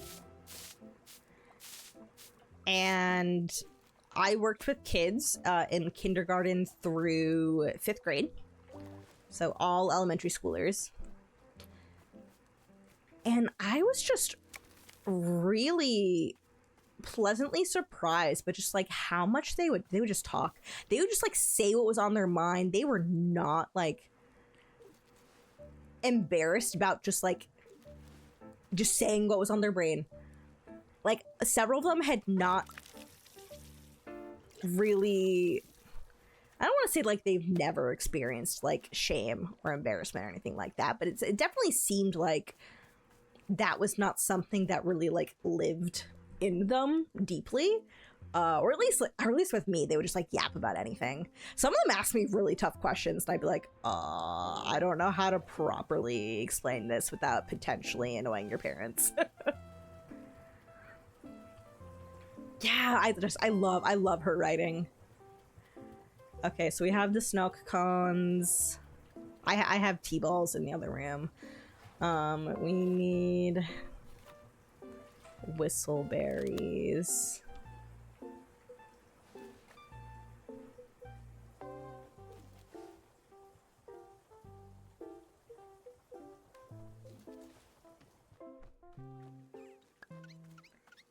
My cute little guys. Oh, it's pink surrounded by green.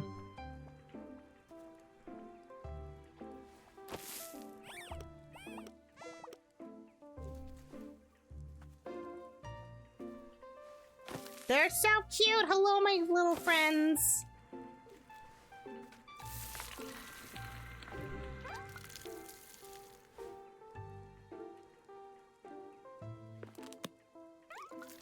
I also forgot that I've already grown several wisdom-berries. Whatever, I love that tree. I love that tree. Okay. So we've got those. Grab a tea ball. What do we do about dirt? I don't know, to me coffee is kind of like dirt.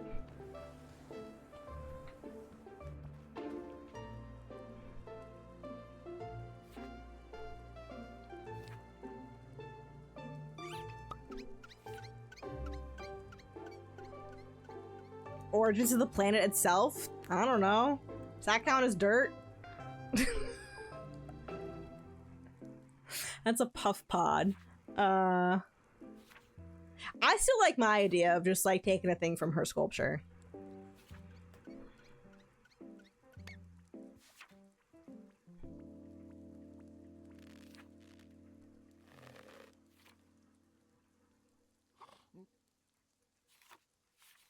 That's my best.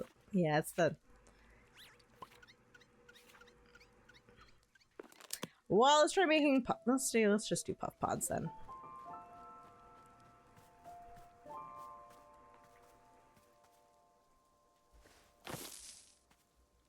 Be a peek. Maybe it's unwashed coffee. Oh! I had not even thought about that. Because it is dirty. I would love just to be able to like dip the dirty coffee bean in and then take the coffee bean out.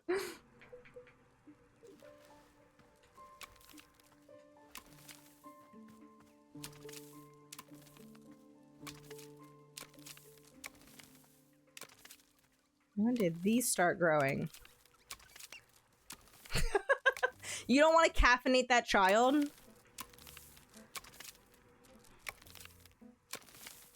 What if you gave Monster a Monster energy drink?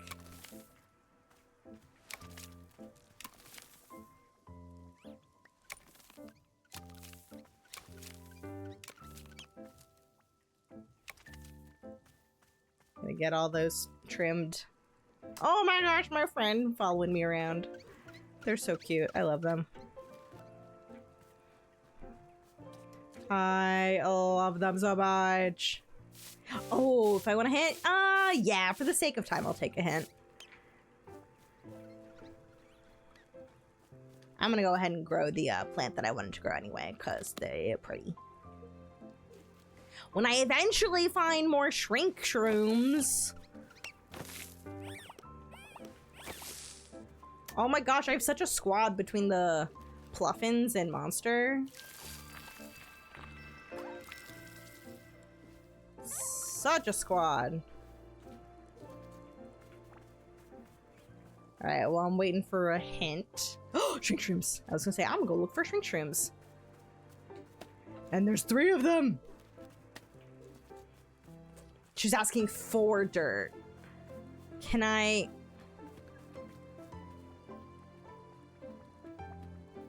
How do we put in dirt other than the dirty coffee bean, though?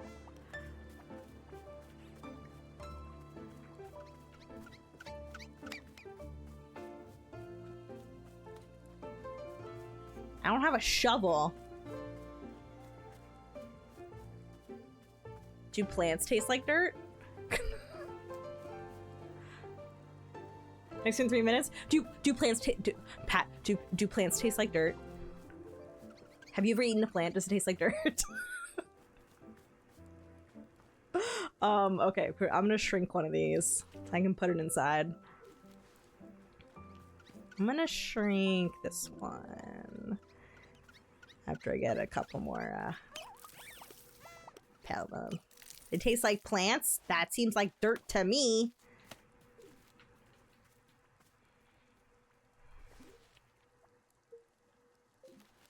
I think mushrooms taste like dirt. That's a huge shroom.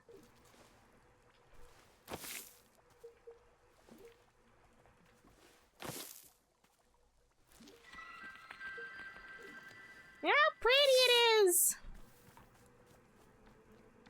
Doop doop doop doop doop. Put that one here. They're so pretty! I have a lot. Oh, I only need one more shrink shroom to shrinkify another one!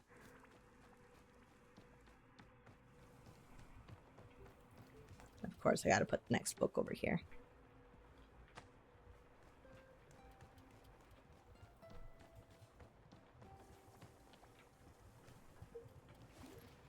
Dirt, dirt, dirt.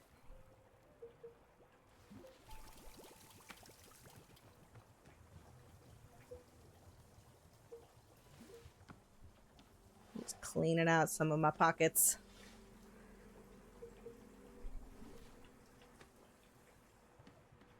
Next hint, yes, give me a hint. Da-da-da-da, plants go in dirt. So, a plant.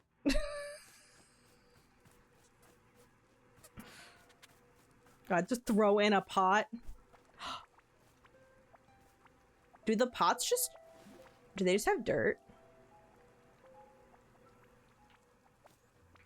Can I just throw the pot in with nothing in it? Let's find out. Let's find out. Oh, I forgot that I had shrink shrooms over there for safekeeping.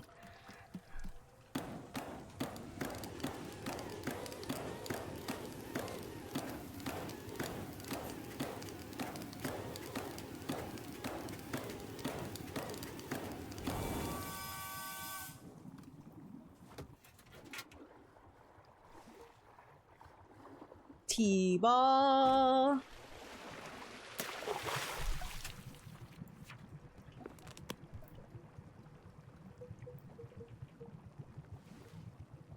I'm gonna throw in the whistleberry. I'm gonna throw in the snow cone. Pot. Toss. Oh, dang it, I did the thing again. Well, I guess we're gonna find out.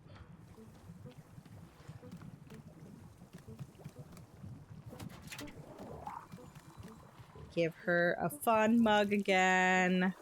That one's gonna be my mug. Wait, wasn't there a mug in here that I really wanted to give her?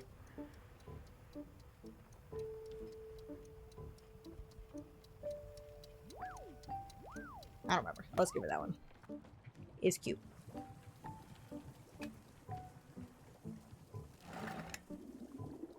Ooh, this one's pretty.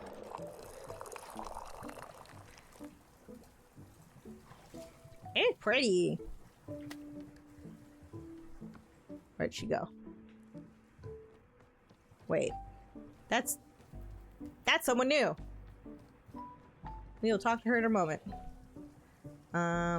There she is. I was just say that person is not small enough to be my little gremlin.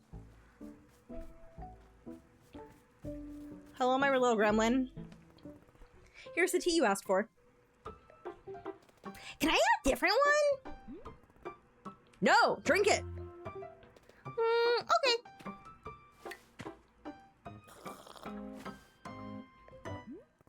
What do you think? Whoa, it tastes just like Commander Crispies. How did you do that? Magic. No way, magic is for nerds. Maybe tea doesn't suck if it tastes like Commander Crispies. And it's got the taste of dirt, too. Thank you for the hints, Pat. Tea tastes like everything. I didn't know tea was this cool. Why didn't you tell me tea was cool? I did. Yeah, but you didn't sound cool enough while saying it. You needed to sound cooler. Oh, hey, there's something I need to ask you. Do you think you could beat a lion in a fight? Definitely not. Really? I think you could. How about a whale? Could you beat a blue whale? That's, I don't know how that would work. Oh, it's easy. You just kill it with your sword or your hands. Ah, yes, obviously. Which would you rather fight, a lion or a whale?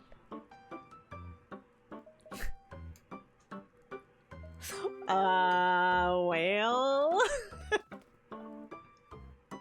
Yeah, me too. I want to punch a whale right in its stupid blowhole.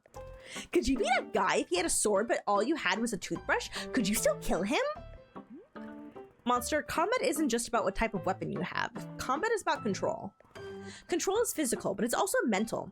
Control is knowing what your opponent thinks, what he fears.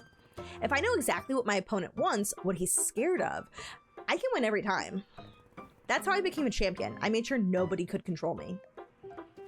Whoa. This is so cool. I'm learning way more than I ever did in school. Stay in school. No way! I'm not gonna let school control me. So yeah, she's the best. Right? She's the best. Just easily.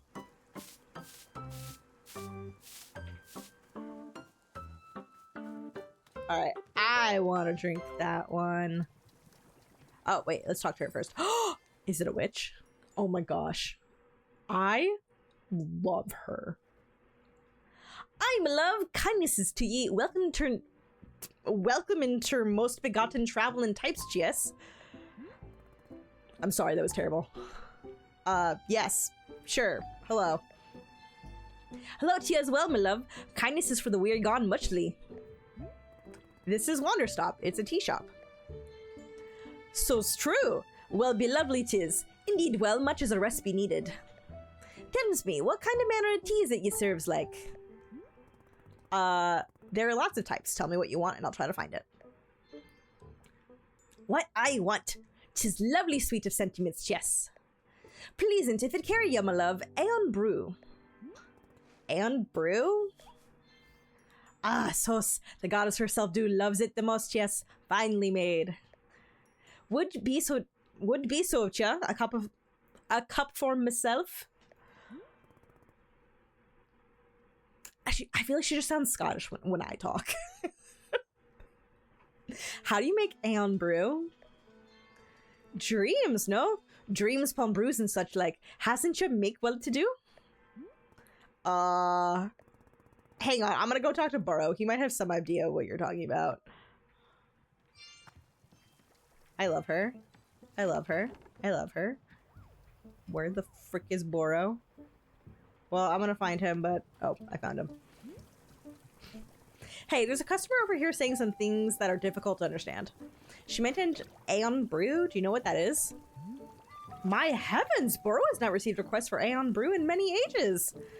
This is one of the elder drinks used in ceremonies from long ago. Our new friend must be from Old Aeon. What a treat! Burrow was very fortunate to be attending a ceremony in Old Aeon some years ago now, if you're believing it. What was the ceremony like? Goodness, it was immensely confusing. Burrow has never been so overwhelmed. Many dozens of people, and everybody is singing or doing a dance of some kind. Yet every dance and song is completely different. Was it all being improvised? I couldn't say. Then they would stop and be starting again, all in perfect unison with one another over and over. For hours like this it went on. Truly, the endurance needed was quite beyond my comprehension. I will be honest, Burrow found it difficult to know what to pay attention to, so much happening. Yet for all my bewilderment, it was a truly unique experience, unforgettable in every way. Oh, but the Aeon Brew, we must be making some.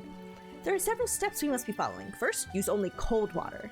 We must be infusing the cold water with these ingredients in order.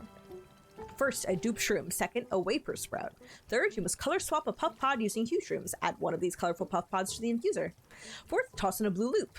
After all this, and you add a tea ball, then you must let the ingredients sit for 1 full minute. And then finally, after a minute, 1 more tea ball into the mix. Nothing else, just those ingredients. All taken together, this should be making the Aeon Brew. Alright, as we're about to start playing, so this is going to be a good time to get water and whatnot.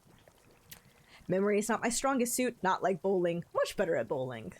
I hope this is helping. Bowling? Indeed, a beloved pastime for when I am finding the time away from the shop. Can you guess what Burrow's highest score ever is? Guess, guess. 300! Perfect score. Well, no, it was 104, but goodness me, what a wonderful feeling bowl it was. I was being one with the alley, truly I was. May Burrow one day experience such a delight again one day. Now then, I will be letting you back to it. Best luck with the Aeon Brew. Alright, I'll be back in 3 minutes.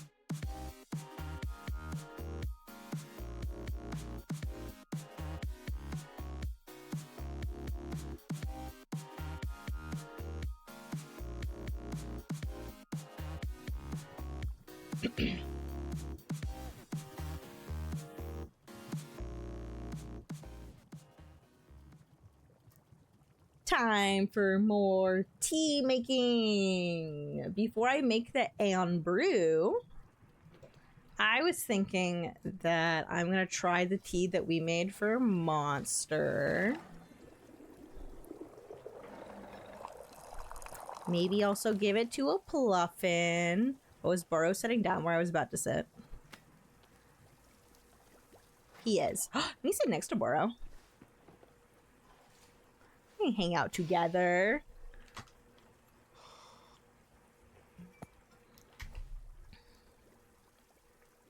When I was 15, this was after I'd run away from home and then come back. My mom pulled me aside, and she asked me why I seemed so scared. Why I was always insisting that bad things were going to happen, and that everyone needed to be more in control. Had someone hurt me? She asked. Was I in some sort of danger? I didn't know how to answer that. How to explain that, no, nobody had hurt me. I just knew.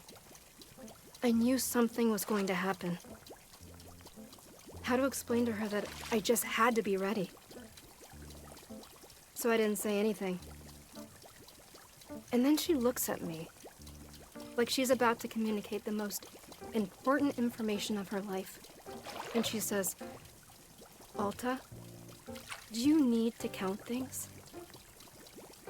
What? I had no idea what she meant. She said, you know, counting things for no reason everywhere you go, and something bad will happen if you stop counting things. No, never. To this day, I've never felt anything like that, at all. But I don't know why. I told her yes. She nodded, very seriously. Okay, she said. There are ways of dealing with it. Don't ever let it show if you can help it. Oh, no. And please, don't tell your father. Don't tell your father. Oh, no. No, that makes me so sad. Oh, okay. That was some sad backstory I was not expecting. Well-adjusted family. Oh my gosh. Yeah. They definitely have no problems in their family at all. Oh my gosh. The like desperation, like, don't tell your father. Just like, oh no. That's really sad. What was that about counting? To me, I believe the way I was interpreting that is that Alta's mom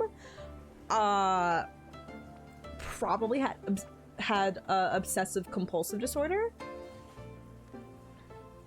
Yeah, and then she was afraid that Alta also had OCD. And then I guess just like her mom had experienced really unfortunate things like with her father about OCD. And so that's why her mom was like, don't tell your father. So yeah. That's really sad, yeah. One of my best friends has OCD, and went to therapy for other things. Initially went to therapy for anxiety and depression, and then over many years, eventually, like, her therapist was like, you know what, I think you have OCD. And then they started working on that. And she and I have talked, and actually there's a lot of overlap in terms of like dealing with anxiety and dealing with OCD, in terms of just like some of like the internal stuff that you're grappling with. There's certainly a lot of overlap in like fear and shame and whatnot. Okay, I wanted to check what I have. I believe I have a dupe shroom in my pocket. I do. We're gonna need a Waper sprout. I believe I do not have any of those fruits right now. That's blue surrounded by green.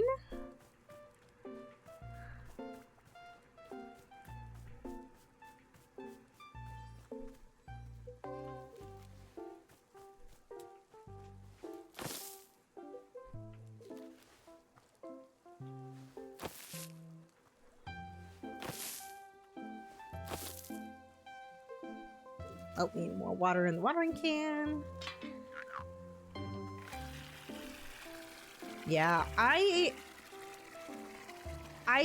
definitely feel like I was just born with anxiety. I'm sure, like, it's always like, oh, how much of this is nature? How much of this is nurture?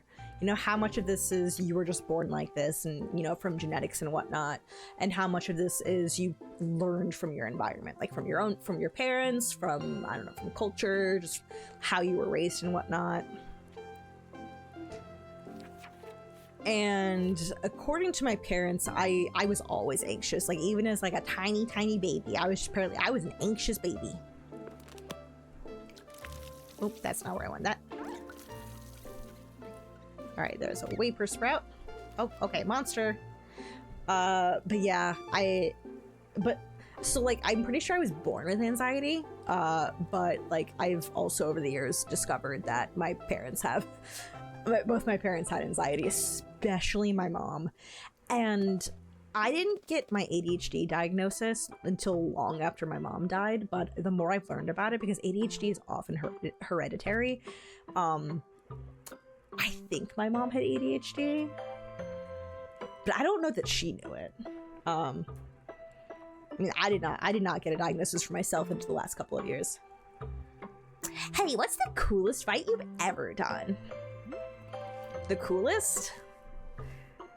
I took on the Psycho 6 in their home base. You did? That's so cool. Who's the Psycho 6? A group of 6 gangsters who would challenge people to fight them all at the same time. They would promise all these riches if you could beat them. Almost everyone who took the challenge died. So I went for it, fought all 6 of them. Whoa! Did you die? Nope, I knocked 4 of them out, had one in a headlock, and the last one ran. But they went back on their word and refused to give me any prize money. That's so cool. I'm gonna draw a picture of that fight.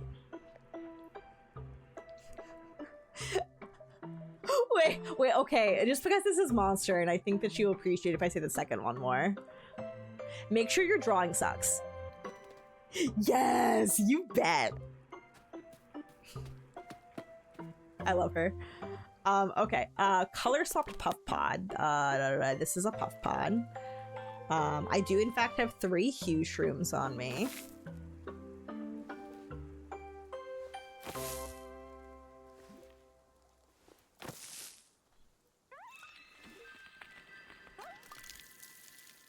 Yep. Color swapped. A blue loop. I remember those, but I don't remember how to make them. Green surrounded by blue.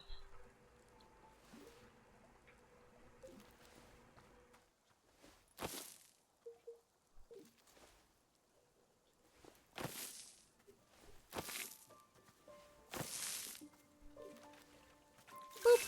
I forgot how pretty that one is! I want to shrink shroom that.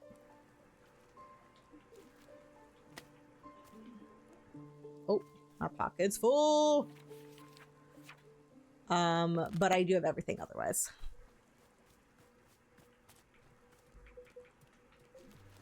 We'll just have to be careful to do it all in order.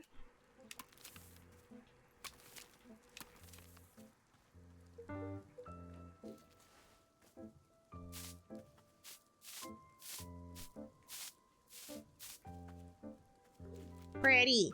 Oh, hello. I did it! I drew a picture of your cool fight. Come on, I'll show you. Oh, she drew it inside. Okay. Oh, no, she drew it here. Oh, that's so cute. Oh my gosh, I love it. Look! See? It's you fighting like 1,000 gangsters. I know you said it was 6 gangsters, but 1,000 is just a cooler number. What do you think? You captured it perfectly. Yes, I knew it. This is totally what it was like in my head. Oh man, I hope I get to see you fight one day. How did you get so good at fighting? Did you train on a mountain in the snow? No, I just trained the usual way. Hard work every single day for years.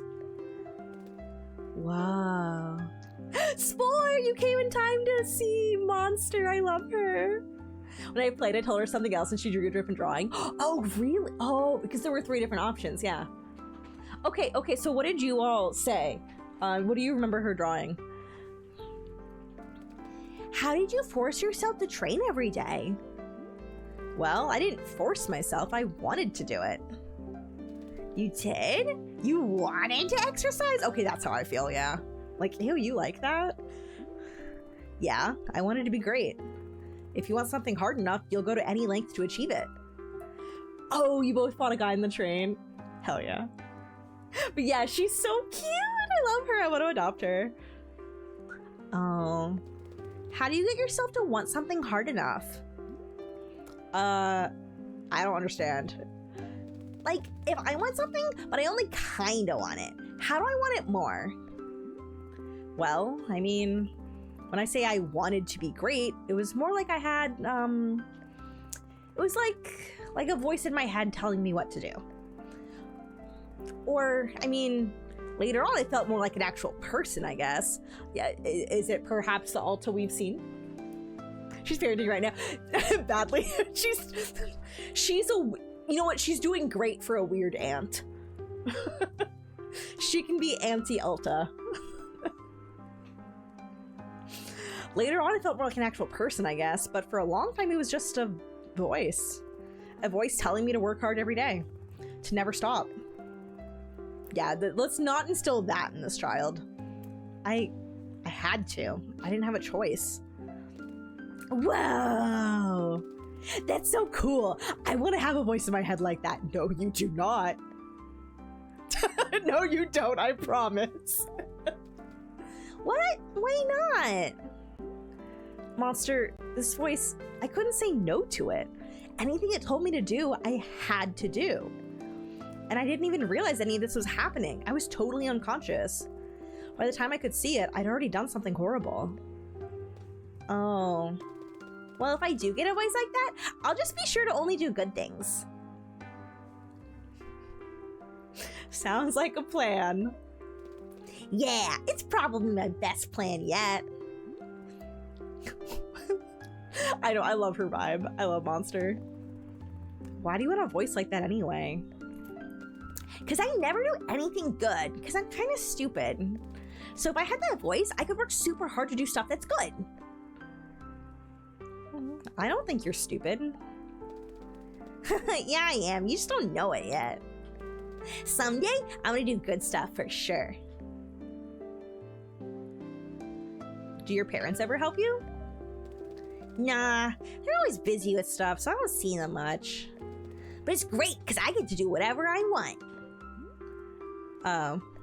Well, thank you for making this drawing of me. It was easy. Drawing cool fights is the best. Oh my gosh, I love that so much. The hair moving by itself, I love it. Like, whenever she's, like, deep in thought. Oh, yeah, the rainbow vibes, gremlin energy. I freaking adore her. Right, I wanted to quickly feed some of the Pluffins some tea, because it's so pretty. Then we make them pretty.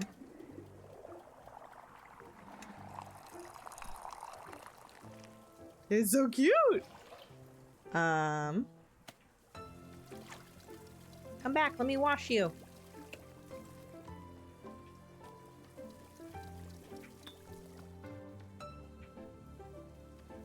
Oh, Pluffins, who haven't had any tea yet.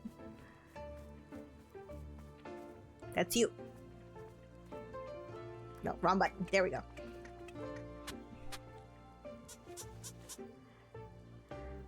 Oh, I should take a picture of her picture.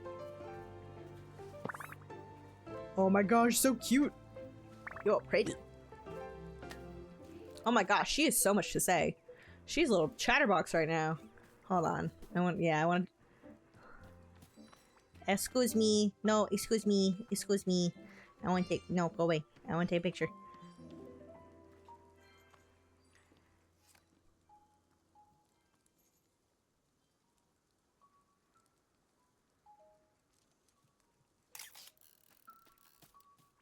Hell yeah! Now this is art. Okay, as much as I love the sneezing Boro, As much as I love sneezing Boro.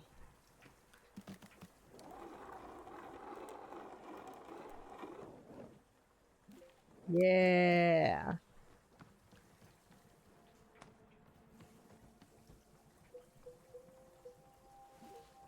Oh my gosh, I have too many fruits on hand. Too many fruits.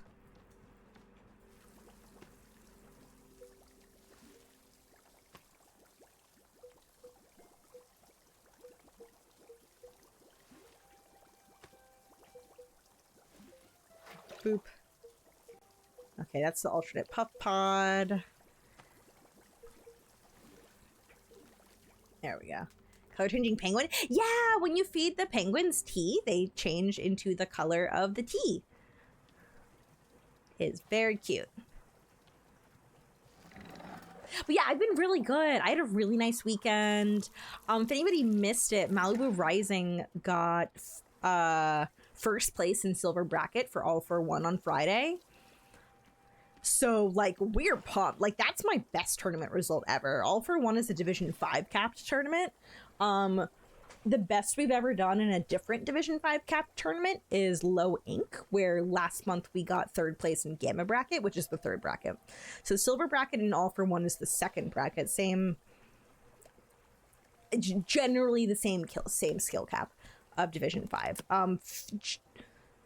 All for One takes place much more frequently than Low Ink, so it usually has fewer teams signing up for it because it happens more often. But I'm still really excited that we won silver bracket. Like, that was freaking amazing. Too many fruits to the too many fruits. Hey, I made a decision. Want to hear it? Sure. I'm gonna be a fighter. Like, I don't want to tell her not to be one. I just want her to, like, go in with a good attitude instead of Alta's attitude.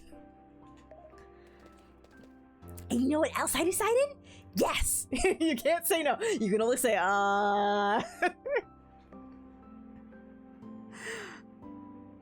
You're going to be a thoughtful and introspective fighter.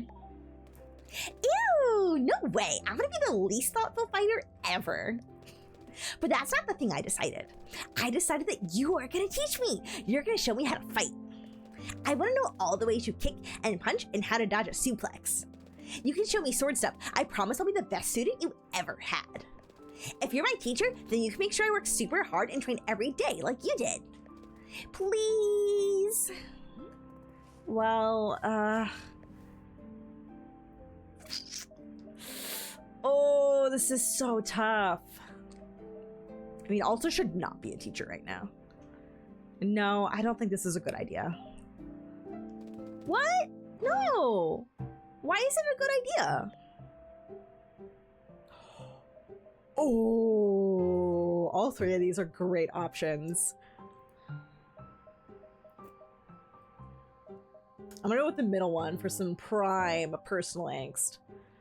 Because I don't want you to be me. What do you mean? I want to be exactly like you. No, you don't. I'm not a good person. I hurt someone really badly. Someone important to me. I thought I would never do something like that, but... You know, This is why Monster is the best. Monster is so good at making Alta be, like, more introspective. I'm just not a good person, and you shouldn't want to be me. But you're strong. I don't care if you hurt anybody. All I want is to be strong enough. Strong enough for what? Strong enough to... Because I need to be good. I need to do good stuff, okay? What do you mean good stuff? Just, you know, whatever makes people want to be around you. I don't do anything good, ever. That's why Mom and Dad don't want to be around me. That's why Annabeth doesn't care about me. I have to do good stuff, okay? I have to not be so stupid for once in my life. This girl needs a hug. Monster, why do you think that being able to fight has anything to do with people liking you? Well, I mean, it's like you said, you have to be in control of others. And if I'm in control, then nobody can hurt me, right? That's what you said. Alta needed an actual child because she couldn't talk to her own personal inner child, which is a common thing that therapists will like ask you to do, if like to at least like try to see if that would help you. It didn't really help me. it didn't hurt, but I didn't really find it as like an effective strategy for like convincing myself to do things. But it's just like looking out more for your inner child. I promise you're not stupid. Then prove it. Let me fight. I can do it. No, I won't do this to you. I won't make you into me. See, you do think I'm stupid. You think I'm a dumb kid just like everybody does. And so you can lie to me and it doesn't matter. Monster, you aren't dumb. You just have no idea what you're getting into. I've seen how badly this can go. I've seen people truly hurt themselves. And besides, I can't even pick up my sword. I couldn't train you if I wanted to. It's not about you, I promise. There are other reasons. If it's not about me, then you should trust me. No, I can't. I won't. I'm sorry. I'm not good enough for you. I'm not good enough for anyone. Monster. Go away. Listen, there are other ways to be strong. Stop talking to me. Go away. Go away. Go away. All right, fine.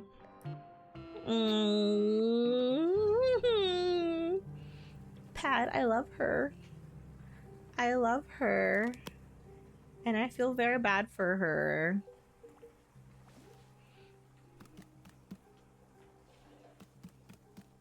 Poor monster. Right? She's just like a little Alta. So yeah, I'd be like, no, I do not want to turn you into a little baby Alta. That is not what we're doing. Not what we're doing.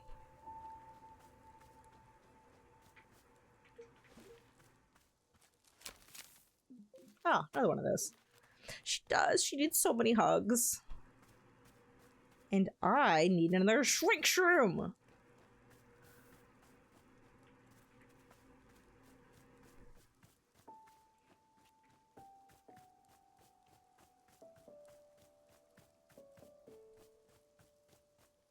Like, I could put, like, basic plants in the shop more, but I want to put very pretty ones there. Alta doesn't know how to hug. Yeah, that's not really in Alta's wheelhouse. I mean, at this point, definitely, like, Mom, like, I would not... I mean, I guess if I was there, I would, like, ask, you know, be like, Mom, like, do you want a hug? But I would, like, not expect her to want a hug in this state.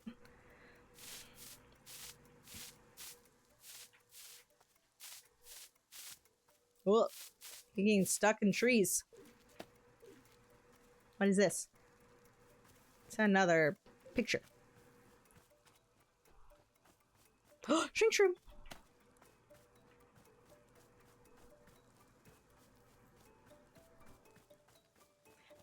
Though honestly, Alta needs a hug as well. But yeah, I don't really picture her as like the hugging type.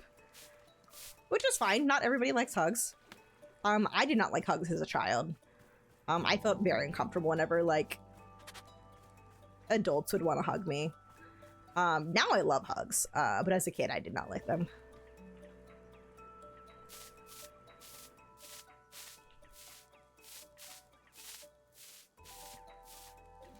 Okay, I promise we're gonna talk to Nana in a moment.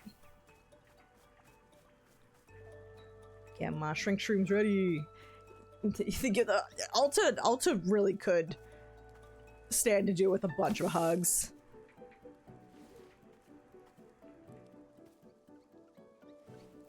See any new cute games? Oh no, I haven't caught up yet on Summer Game Fest.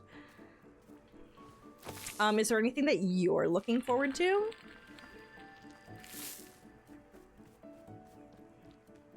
That's true. She probably would need more therapy before getting a hug. Yeah, I don't think she would necessarily want a hug right now.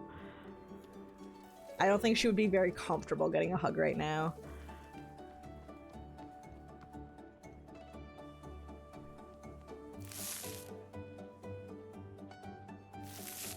There we go. So pretty. I want to get Boro's drawing. There's Boro.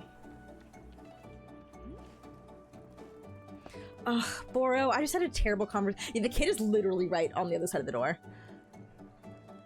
Oh, Nathan says Big Walk looks like a fun game. Oh, what kind of game is it? Spores Kuloniku Bowl Up. What is that? Let's build a dungeon, Crescent County. Let's build a dungeon reminds me of like a isekai light novel title.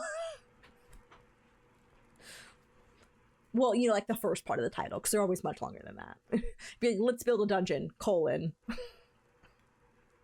How I picked up a girl and decided to embark on a new way of life or something like that. Big Walk's a hangout game exploring with friends with proximity chat and puzzles. Oh, that sounds cute. That sounds cute.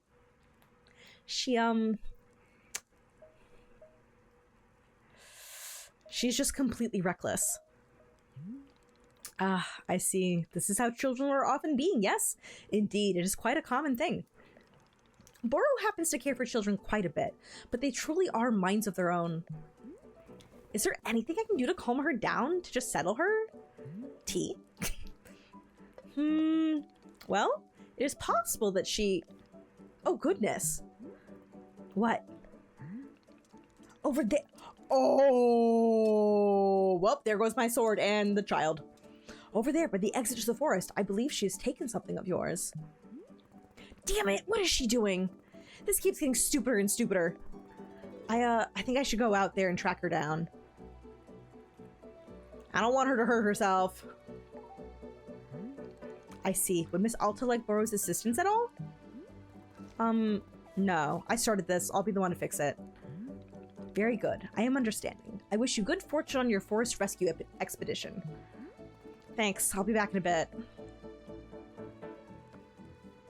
Oh, Kuloniko's a comedic cooking game? Are you running a meatball restaurant?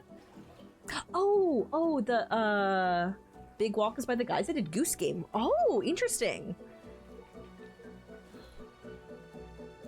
It sounds like a different style of game.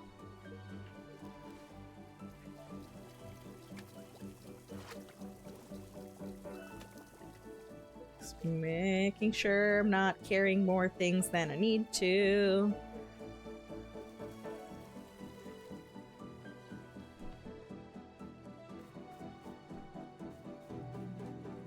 Let's run after this child. Not a second more to waste.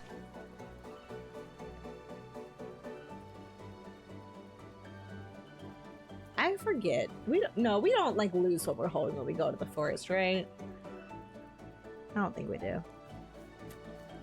There's Gimporium. Gimporium, a cozy mining game. Oh. Yeah, I'll have to catch up on Summer Games Fest. Monster! Monster, where are you? I'm an idiot. Keep moving, Alta. Monster, can you hear me? Oh, Monster, there you are. Are you okay? Monster? Hey, what's going on? Did something happen to you? Oh no, the same thing's happening to her! Why did your sword get so heavy all of a sudden? I gotta be stronger.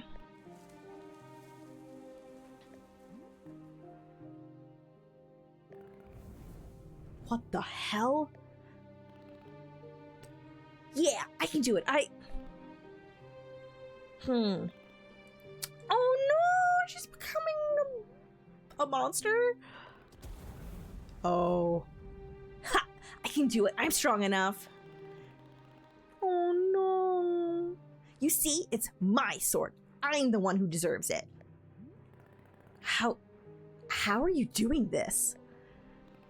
I wanted it. I wanted to be powerful, and I got it. Monster, please, can you give me the sword? I don't want you to hurt yourself. No! You don't care about me. You just want what I got. You can't even carry the sword. That's what you told me. You're just jealous because now I'm strong. You don't like me being strong. That's not true. I don't want you to hurt yourself.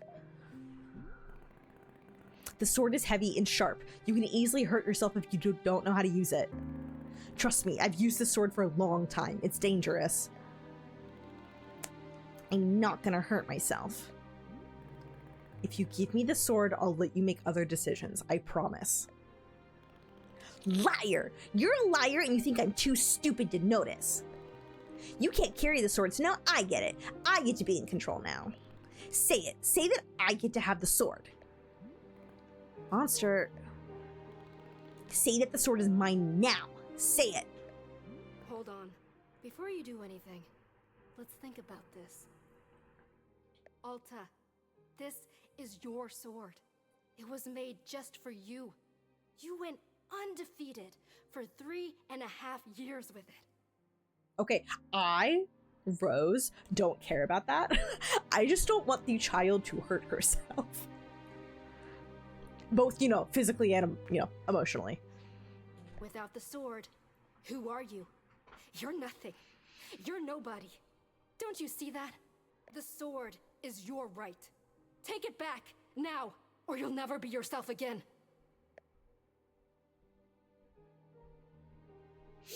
No! I am... I just took 100 emotional damage.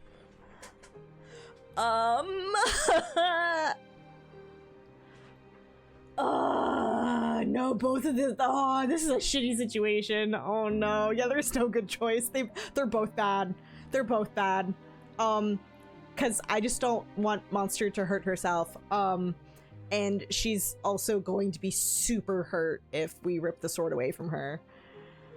Oh my gosh. But like she is a kid.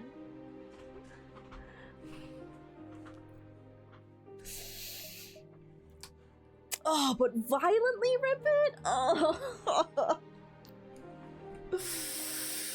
Ugh.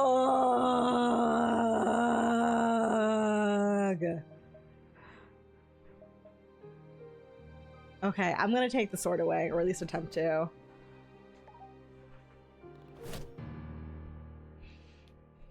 Hey, what are you doing? Monster, give me the sword now. No! Oh no.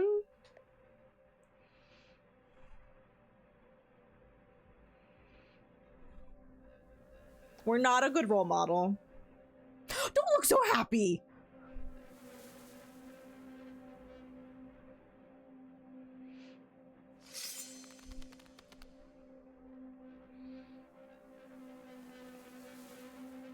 No, not that. No. No, I'm hurt more by her excitement, actually. This hurts me more.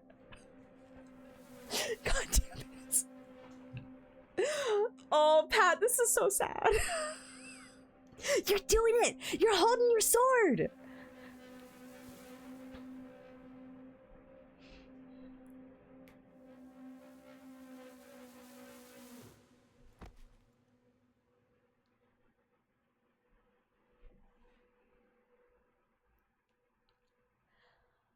Dang. Oh my gosh. Oh my god. Oh, okay, so Becky, what is it like if you let her have it? If you let her have the sword?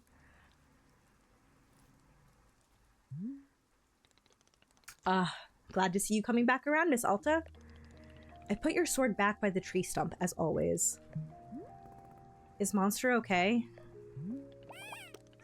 Indeed. She napped ferociously for a time, but now she's being up and about. Perhaps you should go say hello to her. She's certainly one who loves to talk. Yeah, sure. Is everything being okay? Boro, I almost attacked her. I can't believe it. I did it a second time. The same thing I did in Master Winters. This voice inside of me, she told me to do it, and I couldn't say no. I knew what I was doing. It was my choice. And I did the same thing as always. I'm unfixable. This is just gonna be me forever. Oh god. But Miss Alta, if I'm hearing you correctly, you said that you had a choice. I did. I could have gone either way, and I fell right back into it. Yes, but Miss Alta, this is the first time that Boro has heard you refer to it as a choice. It has not felt like much a choice in the past, has it? No, I guess not. This time it felt more like I knew what I was doing. Exactly. For a thing to go from not being a choice to being a choice, it's a sign of change. It is! Think letting her have it is actually a lot nicer? Really? Oh, I mean, I guess you don't see Alta, like, go to attack her, because, like, that was traumatic. But, oh, yes, Boro is so good! And, like, yeah. Yeah, I've definitely gotten to the point now where, like, I'm aware that, like, I'm much more cognizant of, like, when I'm super angry, my actions are a choice.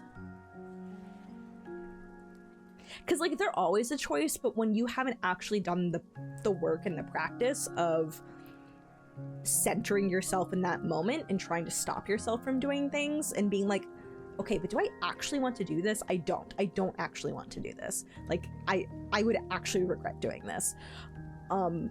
Like, before you get to that point, it is scary feeling like you don't have control. It's also scary then when you realize, oh, I made those choices. Like, this wasn't like something that made me do it. Like, I have agency. I chose to do that thing that hurt somebody or like broke something. Like, that was all me. But like, that's still a good step to be on, because eventually you do get to the point with practice and a lot of hard work. And honestly, I recommend like trying to find some form of meditation to help you slow down and be more in your own head in a good way. To help give you control back, so that you can be like, okay, I'm starting to lose control. Like, I'm now going to take a step back. It's scary, but it's good. And eventually it gets less and less scary, and it gets easier to do. So yeah. Welcome back, Becky. You are changing, Miss Alta, whether you realize it or not. You are beginning to see something which was previously not in view. To be able to see something is perhaps not as pleasant as being able to fix it. But if you are wanting Boro's opinion, seeing is a wonderful first step. Yes, it is the first step. Acknowledging you have a problem is the first thing you need to do before you fix the problem. Well then, the shop needs our care as ever. I believe I will take a look around. I am wishing you well as always, Miss Alta. I love him! I love him so much! Oh my gosh, that was so good! Emotional damage. Holy cow. Yeah, I love Monster. She's the best. Nana's a close second. Gerald might be my third favorite. Okay. We have... You can talk to Monster. I'm gonna talk to Nana first, just because she's right here. My new Uncle Atul, yes, I love them both. Monster's the best character, period. 100%. How's business, Nana? Ha! If I told you that, it would completely eliminate the element of surprise. I'd be a sitting duck. When I saw Monster on the ground, I was so worried. Yeah! Monster! Monster! When you let her have the sword, it's a really cool sequence, but I don't want to spoil it. I'll go watch it. I'll go watch it. Actually, maybe in a moment we'll go watch it. I can see you there waiting for me to slip and reveal something. It won't happen. So, have you studied the economics book I gave you yet? I read the whole thing. Good. Just remember, that's only the very start. The tip of the iceberg. You haven't even begun studying economics till your brain is leaking out of your ears. Literally. Keep hitting the books. Don't get flabby on me. I need actual competition out here. Kids today don't know anything about hard work, you hear me? It's all gone to hell. That's why you gotta keep the kid over there out of trouble. I'm sorry, Nana, I've already failed at that. I'm a bad guardian.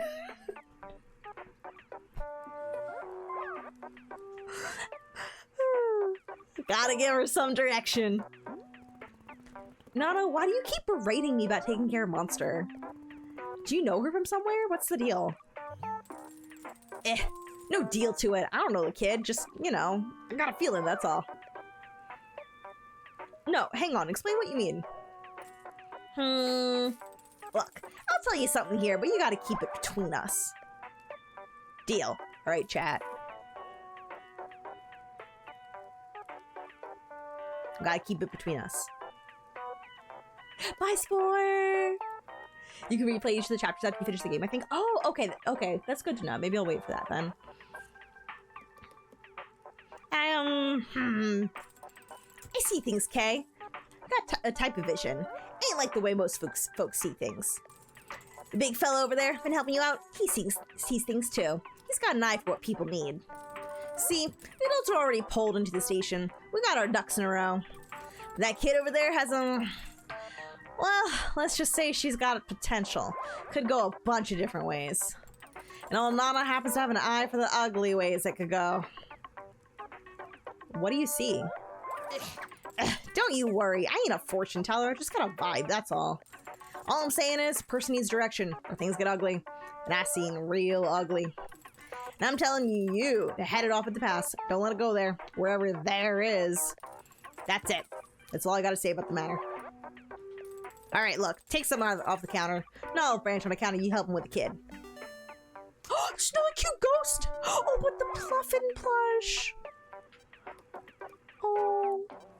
Oh. I gotta take the Pluffin, though. I want to see the other option for Monster, but I also can't be mean to her, so I haven't. Man, both those options were terrible. I was like, no, Monster. Yeah, I was like, man, I would like to take the sword from her in a non-violent way, and the game was like, nope. Violence. I only do this with violence. In my cute little Pluffin plush.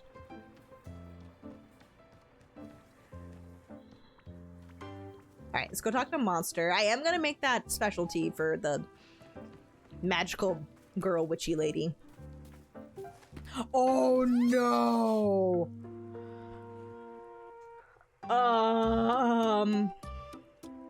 You can only do what Alta knows how to do. I need Alta to go to therapy. I need Alta to go to therapy. What was the middle? It was a really cute picture of a ghost in, like, a forest. I'll have to show you the other ghost picture I got from Nana previously. It's very good. Yeah, look at me. I'm still kind of glowing and stuff. That's probably a bad thing. No way! It's great. I hope it lasts forever. It was so cool being big and strong like that. Is that what you get like when you're fighting? You mean, do I glow and gain magical strength? Yeah! Unfortunately, no, but it sounds cool. Aw, dang! You should be huge and glowing. That would be so neat. So, Monster, what I did out there in the forest when I, almost attacked you. It was a really bad thing for me to do, Monster. I lost control. I gave into a side of myself that I'm not sure I like. I shouldn't have done that, and I feel awful.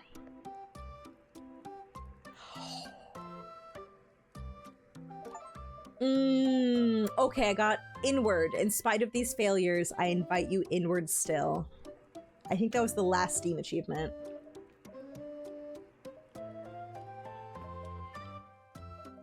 I'm gonna say nothing. Neither of those need to be said to her. That's okay. I don't mind, I think. Besides, when you had your sword up in that super cool pose, that was so neat. No, I could have seriously hurt you. It's not okay. But hurting people is okay sometimes if you ask me. Just don't do it too much. Or, if you have to do it to someone who really deserves it, right? No, this isn't the right lesson at all. What's the right lesson? That I'm just not in control of myself and maybe you shouldn't be around me. Nah, that's it? Yep, that's it. Well, okay then. I'm gonna go see if I've got superpowers from this black glowing stuff. Would you like a cup of tea? Yeah.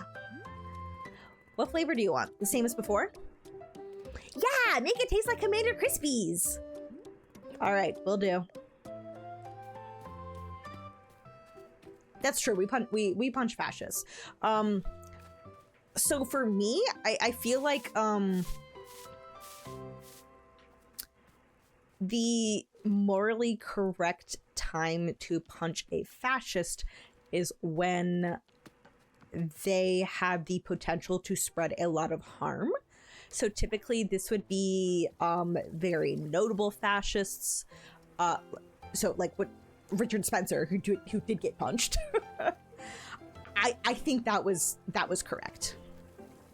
Like, I think that was correct because I don't want them spreading that sort of talk. And even more, I don't want anybody to think that like that sort of thing is okay to say. And to like that it's okay to spread that ideology, because it's not. And I mean, oh, by the way, on a brief segue for a lighter note, that's the really, really good ghost photo. It's a sunglasses wearing ghost with a boombox. Anyway, very good. Great photo. But yeah, so for me, I'm like, okay, the harm reduction has to outweigh the violence in my mind. And that includes like stopping future potential violence. I think punching fascists who like are just like nobodies is a lot less helpful. But people who have like a huge like political platform, have like a strong public presence, I think it is better to make them be viewed as being afraid, because a part of their ideology is like this extreme hyper masculine strength, and a good way of defeating that is making them appear weak to the public. So yeah, it's like one of those things where I'm like, okay, we need to have like a reason for this. But otherwise I would be like, okay, yeah, like they should shut up though. Like you should be like, no, you cannot speak. But I think you can do a lot of discouraging somebody from being allowed to spread ideology short of punching them. I think you can, like, you know, I don't want to cover that photo. I need a smaller thing. Oh my god, they're all so big. Oh, fine, we'll do that. It covers up that photo, oops. What Monster is saying is kind of worrying on this route. Yeah, it's kind of making me really worried that she's going down a really bad path. I'm like, oh Monster, oh baby, oh no, I don't want that. Please don't be like me. You don't want to be like me, I promise.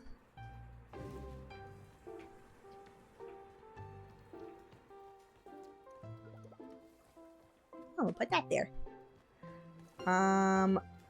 Okay. We've got stuff to make. Wait, where is Boro? Can I tell him that I've filled the pots? There he is. I filled the pots. So you did, Miss Alta. It looks quite lovely. I'm very glad that even here in this in the twilight of our time together, you are still taking the time to make our space beautiful. It means a lot to Boro. Truly it does. Now then, are you quite ready to see this little drawing that I have cooked up?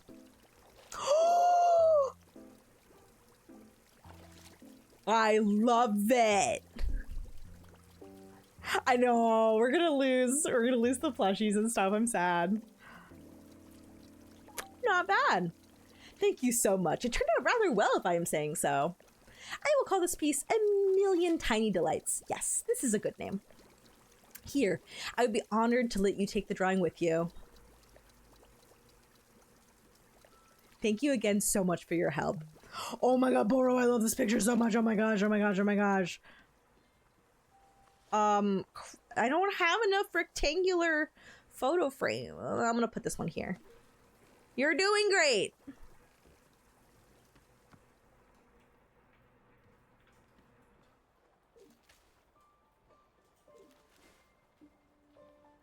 Oh, no, it was gonna let me put it down and then it... Gosh, dang it.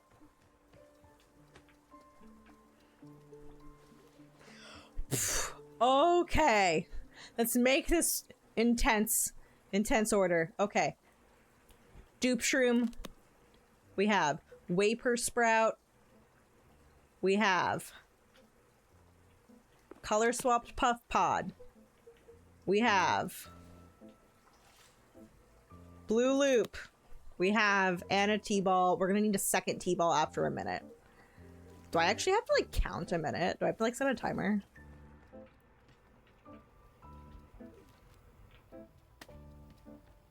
Oh, guess we'll find out. Hi, Liv! How are you doing? Okay, that's empty. Okay. Cold water. So we're not heating it up. Liv, we got emotionally devastated by a child. You would love Monster. We will make her breakfast cereal sugar tea for her though. I'm gonna make the complicated one first. Okay, cold water.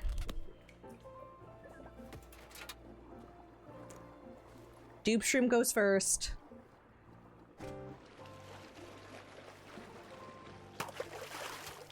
Vapor Sprout, then the Puff Pod.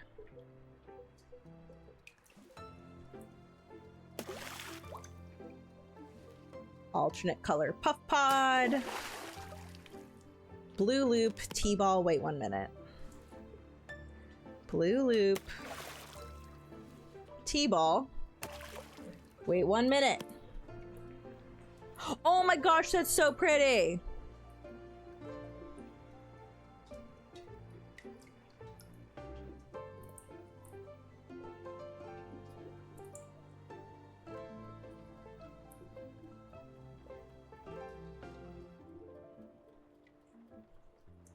You might tell me when it's been a minute, but I just set a timer for like 40 seconds in case. At the hands of a child. Oh yeah, yeah, it was our hands. It was bad. Alta, child took our sword and ran into the forest after we had a really bad conversation with her, telling her we weren't going to teach her because, in my opinion, Alta's not in a good place to teach. And then the child got mad. The child's going through some things. And we went back out to go after the child. That's my alarm. Well, my timer. T-ball. Well, hopefully that was correct.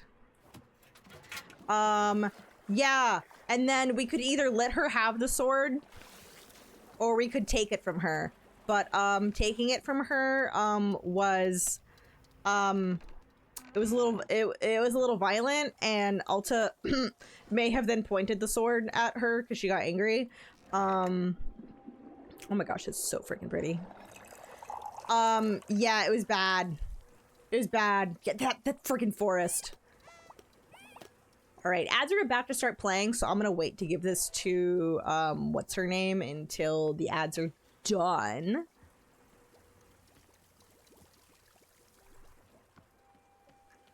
I'm afraid to put this down because I don't want any of. I'm gonna leave it here. Then my pluffins won't take it. Let me go quick. During the break, instead of like putting up the BRB screen, I'm just gonna like do some quick things that are not important. But just like quick things.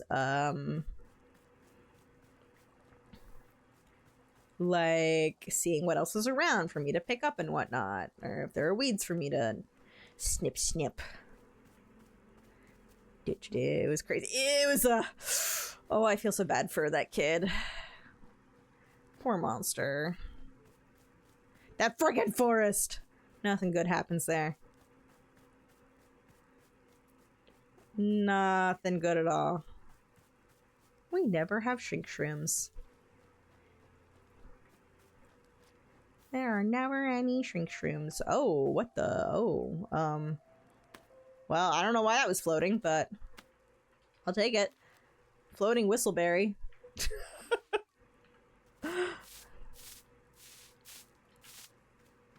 Pow, pow, pow. Do.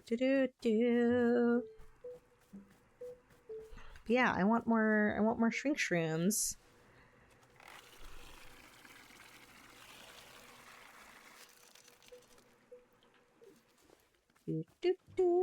Do. Ah, a pot. Another pot. I'm just gonna put that like, I'm just gonna drop that there.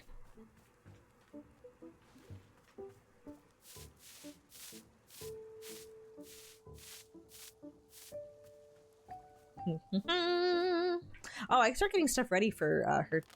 Okay, the breakfast cereal and the sugar. I just gotta remind myself what they are. Whistleberry. A snow cone, right. Oh, they're already in my hands. I will go put a tea ball in my hands, then I will have what I need to make her tea next. Hi, Shisui! I don't know if you're hitting ads, but if you're not, you can hear me. I'm doing really good. Things have been pretty great. I'm really happy with work and where I am.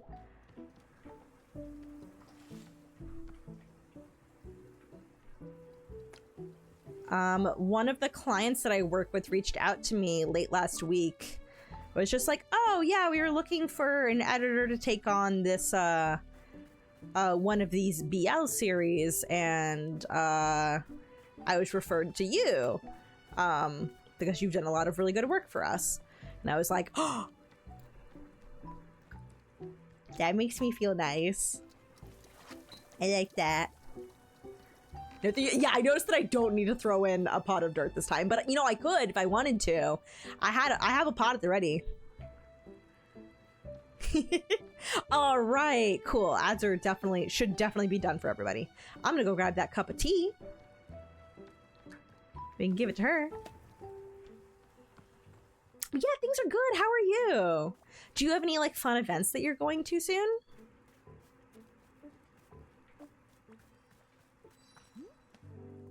Here you go. She's so cute. Cha, never's been so loved to brew as such. Aegon brew it does some. You're welcome. Welcome indeed, an easy blessing begotten heavy minds. 'Tis brew most my lovely, a call upon her dreams, light begotten light rest. Very most grateful for it, love. What brings you to this forest? Callings upon lovely tree woods, so's us of old Aeon comes forth toward, quite often like. Can't helps it, no, couldn't stops if truly wanted, 'tis tree woods most coveted indeed. Sure feelings it, yes, the pullingness, my love, it stirs my heart. Pullingness? Sure feels it too, the pulling, the ripping. 'Twere pieces myself removed from, made fragment. Feels it all about here, I does. Yes'm. Why is there a polling this here? Yeah! Okay, awesome. Awesome, Becky, you're here now. Oh, you're going to Otakon? Yeah, I won't be making it to Otakon this year because I'm going to a My Chemical Romance concert that same day, that same weekend. So I'm not going to Otakon this year, but I will be at Anime NYC if anybody's going to that in August. But I hope you have a great time at Otakon. I've been seeing like the guests and whatnot get announced. 'Tis ever ancient this, far as back goes to near the solemn one. Is most needed the fragmenting, necessary like, a binding of all's every stuff. Together, yes? Pulls apart what keeps together, ere 'tis only true knowing. Oh. My love, to your face! Most wondering cloudy like 'tis. Ah, but wondering's eases blessings, yes? Shan't be deeper worsening chill's worries, no. Very much unkind friendly that. Ere love, let's us be looking upon picture instead. 'Tis a most joyful and... That's so pretty! She sees? The very home-dwelling maid myself pon all day on. Ah, sweet friendly like. A most ancient home-dwelling 'tis, but most loved. Warm hearthed be the dream space, cha? Ah, yes, there within's the making. So's indeed. Ah, cha catches me going on and on. A favorite of pictures this. You'll take it, won't ya? A bestowal kind. A gift. Sure, thank you. She's so cute. I did. I'm going. I did shell out for the expensive tickets. My brain is hurting. My mouth is hurting just like trying to pronounce this. To my ears, I feel like I'm speaking like very like broken Scottish because like I'm not Scottish. I don't speak Scottish. Dreams, beloved, dreams are at the call. Lovely sweets may they settle in chuck. Kind. I don't know that she's supposed to sound Scottish. Like I could hear it kind of almost like also a like some kind of like dialect in Africa. But I don't know enough about dialects there. You sure wanted to take us for like $300? Yeah, a group of friends and I decided to go. We decided to shell out for it, even though we were like, oh, that's expensive! I want to see if I drink this tea. Will I get any interesting reflection? It's so pretty!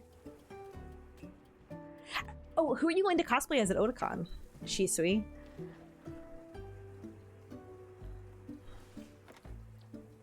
I'm gonna have this tea as well. It's very pretty.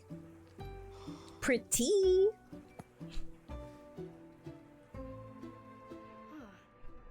Interesting.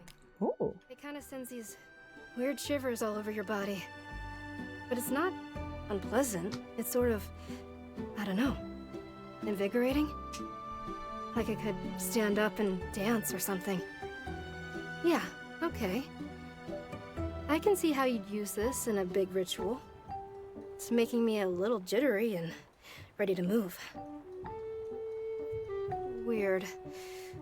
Wow, and now the feeling is just totally gone. You need to keep drinking this stuff pretty regularly to make it through a whole ceremony.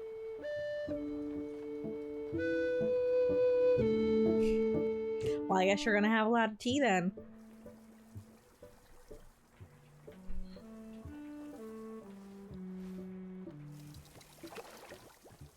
Well, I'm glad I took the time to get a cup of that for myself. Oh, wait. Will Boros... I want to make... Oh, let's give a cup to Bora before I start giving, like, a Pluffin any.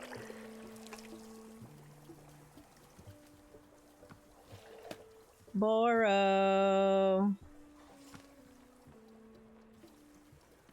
There he is. Try this tea. I just want to see if he says anything, like, particular about it.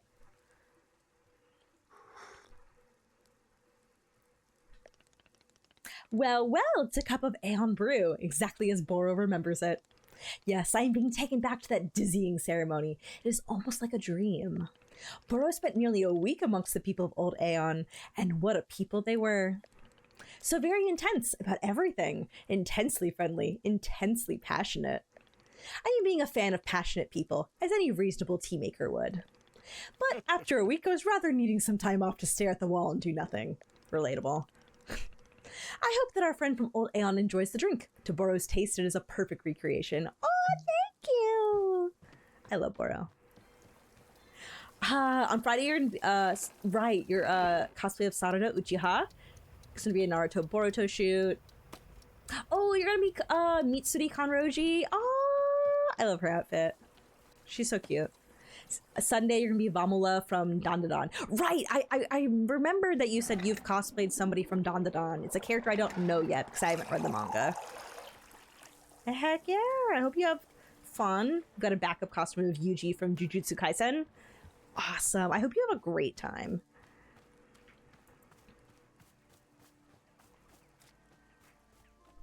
I still miss Otakon when it was in Baltimore, just because, I don't know, I just really enjoyed the Inner Harbor. But I will say that I love the plethora of restaurants. Oh my god, that's such a... Oh, those colors. I love the plethora of restaurants around Otakon, just because it is so close to Chinatown. I love it. Oh no, that's my cup. Gosh dang it. Get a different cup.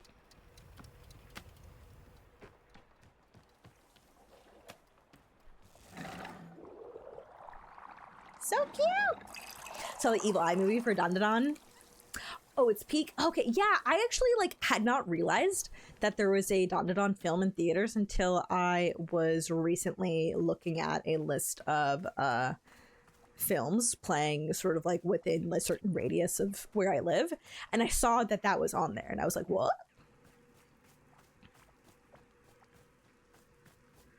I know there's a Pluffin around here I've not given tea.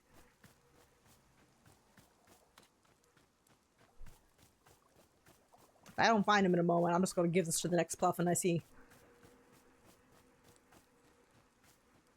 Well, that one doesn't count because that one's this color. Here we go, here we go.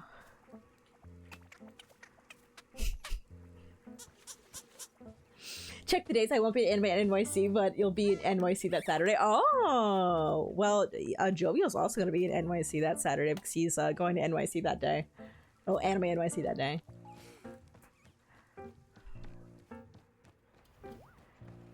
Okay, I'm gonna make Monsters tea.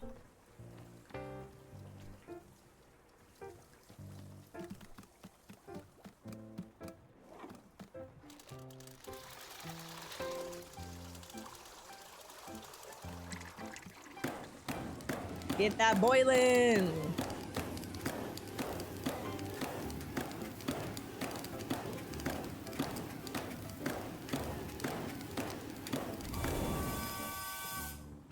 Bam! And yes, you want the breakfast cereal and sugar tea. Snook con, and that was Whistleberry.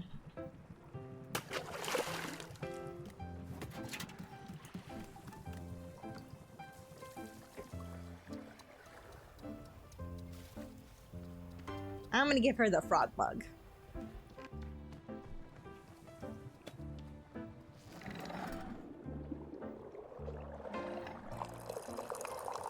Oh, you're planning on going to Anime NYC next year? Nice! Well, I imagine that I will be there next year as well. Here's your tea. Okay. We make her jump for it. What do you think? Yes, it's Commander Crispy's again. Do you know the Commander Crispy's theme song? He's got a song and all his cadets sing it. I memorized the song because of how intelligent I am. Oh. Oh, let her sing the theme song. Oh, we're the crispy cadets on a mission to space, and we're serving up a breakfast of galactic good taste. So 3, 2, 1, are you ready? Get set! Cleared for launch, you are now a crispy cadet! Really speaks to the majesty of outer space. No, it's a stupid song about cereal. It's dumb. Hey, Monster, so it's possible that I'll actually have to leave soon. And, you know, if that happened, I wouldn't be around to talk to you anymore. Oh. And, no!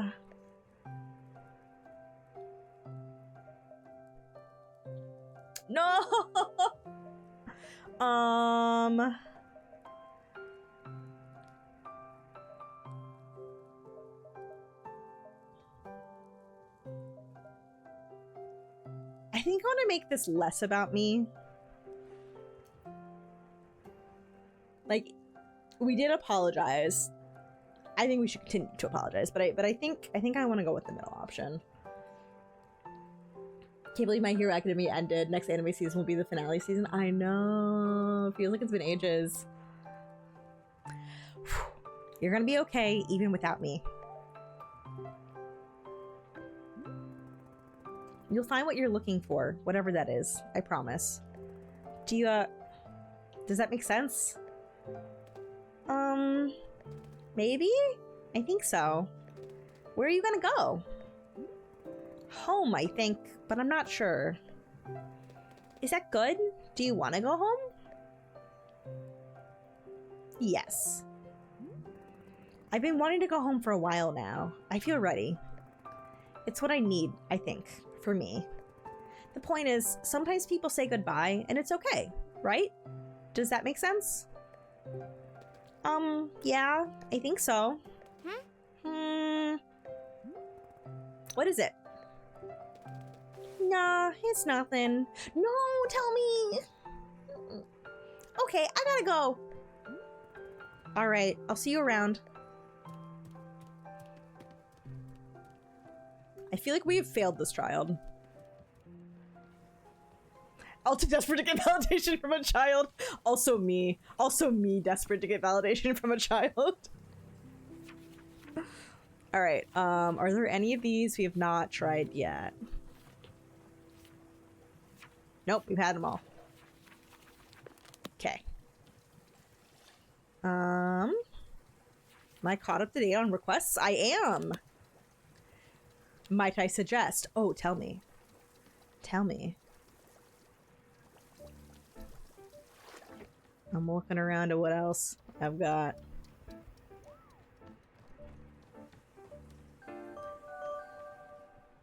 Okay. We should have a cup of tea, and I should also hydrate. You all should also hydrate. We should sit and reflect. Oh, but what tea? What do we want to make? But it's, you know, Liv knows all about how to work with kids. Honestly, Monster would love a Taekwondo instructor, I'm sure. I'll just have a nice cup of water. Should we do cold water or hot water? Just drinking like flavorless hot water.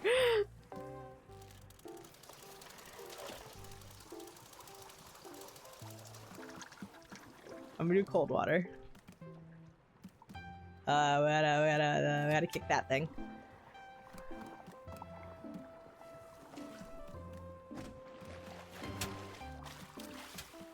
I will still put it in my fancy mug.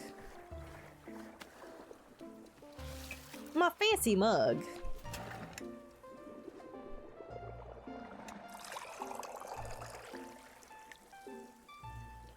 I'll go have it in a different spot. I believe, yeah, we set up there last time.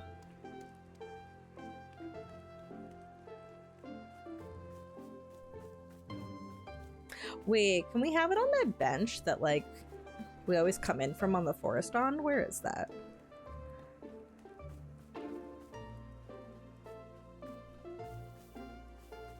Where would that bench? I always forget.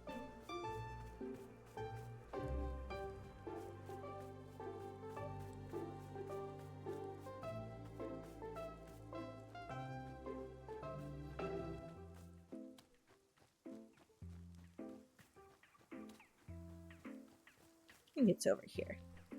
Yeah.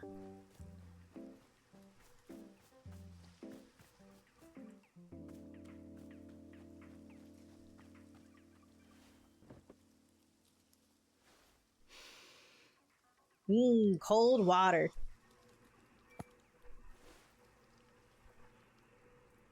I love water. 99% of the time, I thought it was water gonna has end no there. taste.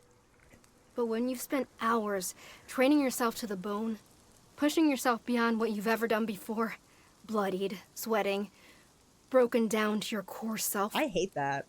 then, when you drink a cup of water, it tastes incredible. Okay, true. There is no joy in the world that will ever compare to that first sip. I love that water reveals its true taste only in pain. What else is like that? I mean, it is true that I am most appreciative of a cold glass of water after a workout or after I have done any amount of, like, physical exertion. But that was a little intense. Right. Yeah, if she's really only drinking water at that point, then she's definitely dehydrated. Oh, right, I guess we should still watch this. Oh my gosh, Alta. You funny girl.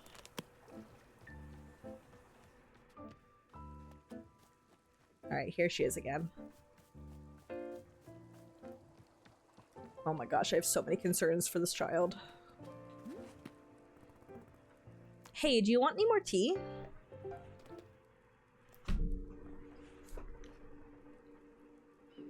No. No. Oh. Oh my gosh. Monster.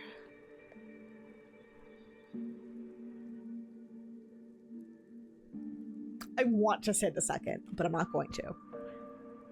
But I want to. I know every time I'm like, no, don't go. I really enjoyed spending time with you.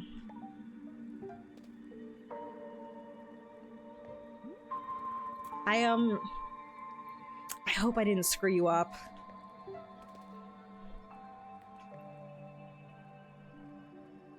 I hope I see you again.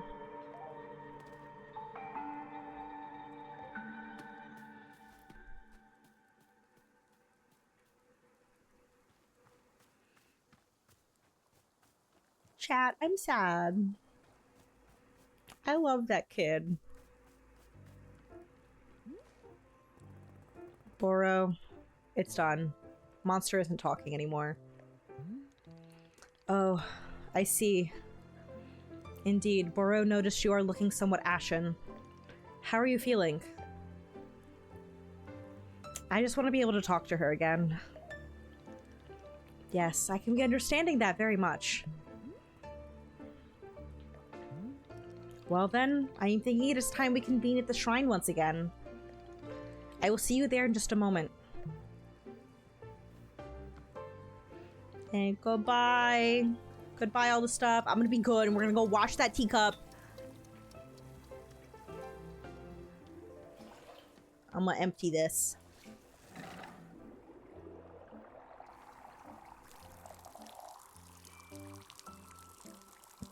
We got a pretty little tree from all the drinks. Yeah, I mean, I want to appreciate all the photos again. That was the first gremlin we came across. Loved them. My awesome ghost picture from Nana. Awesome picture drawn by Monster. I don't know what that is, but it's cute.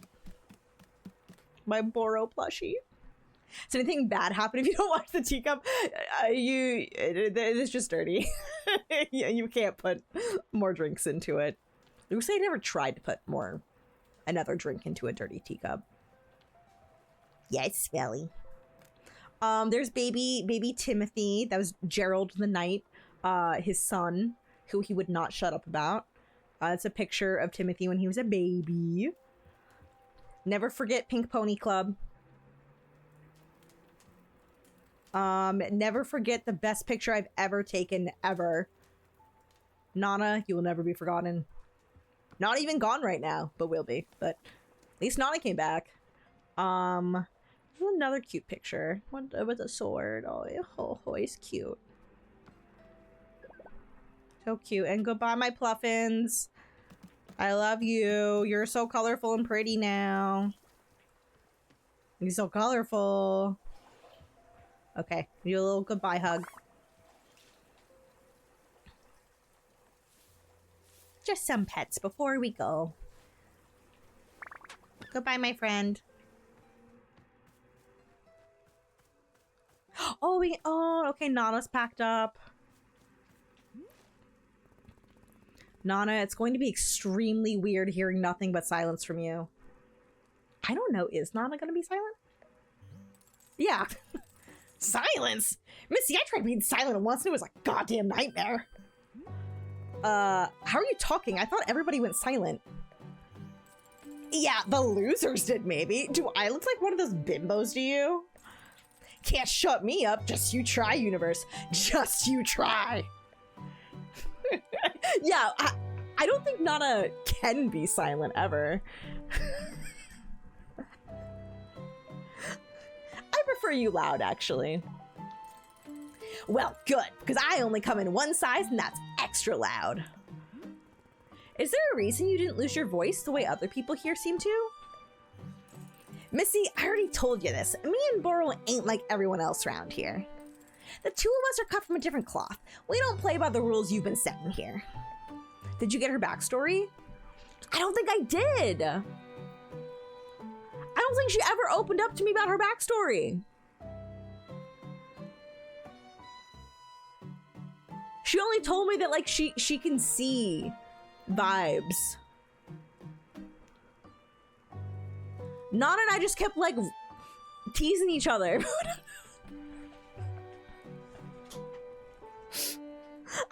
I feel like I don't know anything about her, but I love her.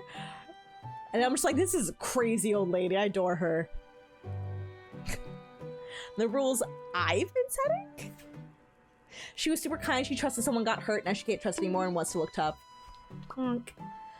Okay, she may have mentioned that in passing earlier, like the first time she was around. She did mention that when we were talking about business and stuff. Okay, I forgot about that. I love her. Yeah, you. I'm perfectly aware of who the force is responding to around here. So don't go trying to make this about someone else. Take some damn responsibility for once.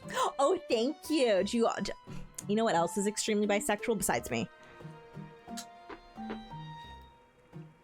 I also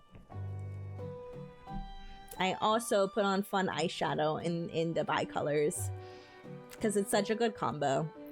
I should do one with the pansexual pride colors at some point because I also like those. I just blue. I keep like pulling. You can tell I have hooded eyes. I just like pink, purple, and blue more. That's more my vibe.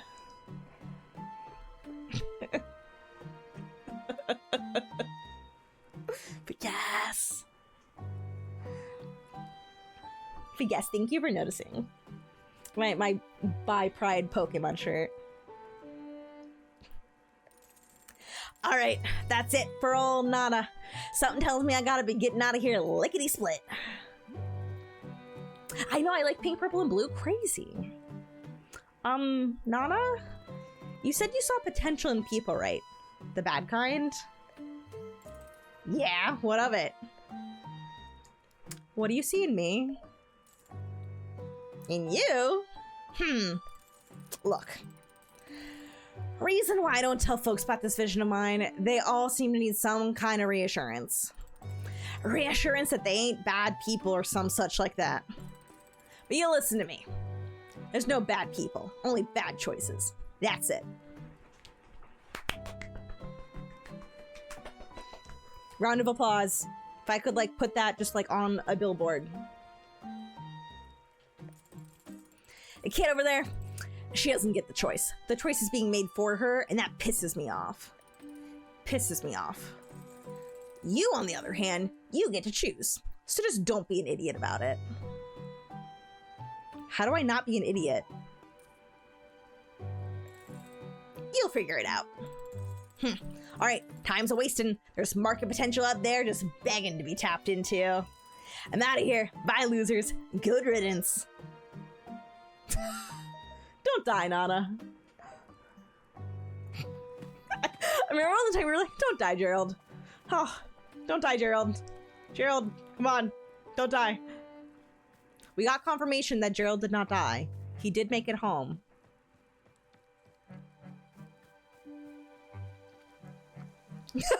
Dirk Warhart only makes good choices. Here we are. One last time.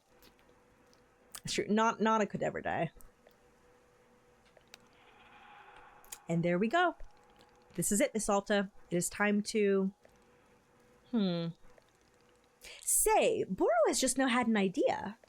What if we made one last cup of tea? One more brew to send out our big adventure together. I would be very grateful if you were to make me a cup of something you love. What do you say? Sure, I can do that. How delightful. Thank you. Please bring whichever flavor of tea you prefer. I am feeling most amenable right now. Perhaps a flavor that best captures your feelings on our time together. But only if you wish. Anything at all will do just fine. Thank you again, miss. I love him! He makes good choices so fast, so hard that he rips the fabric of space-time continuing with his gun. Of course. Bullets fast, bullets forever.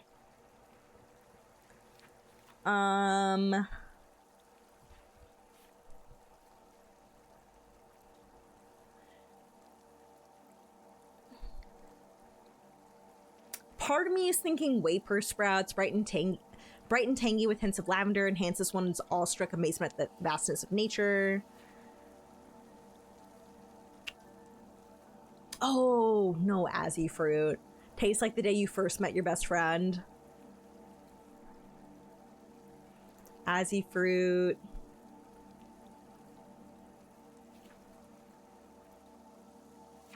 Oh yeah, I'm probably gonna do both.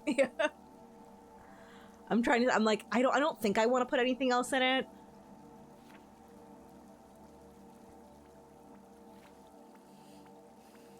Yeah. So let's do Azzy fruit. I don't think I've made any of those, so I'm gonna have to get that. And Wayper sprouts. Do the Azzy fruit first. Made your Dirk Warhard tea. I mean, we could throw a Dirk Warhard book in there. We could. Is this the... Okay, no, that's the blue loop. That's the puff pod. There we go, it's that one. Then I wanted to do Wayper sprouts. Oh, my friend! Look at my colorful friend. Oh, you can have that dirty cup of tea if you want. Just kidding, I'm gonna go watch that later.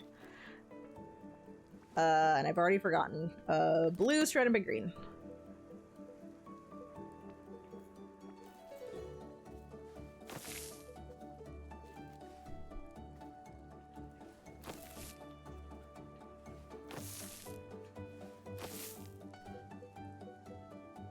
Oh.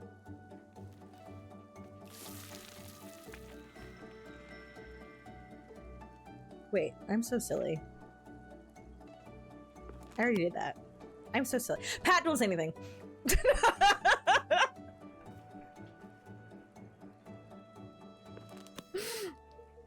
We'll just pretend I just wanted to Oh. I was not expecting these. Well, okay. We'll just pretend that I meant to do that.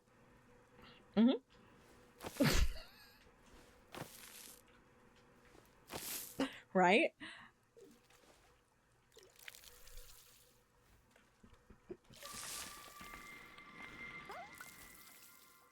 There we go. And I already have more T-balls at the ready. So that's all good. yeah, you see, it was intentional. It was always intentional. Don't let anybody tell you otherwise.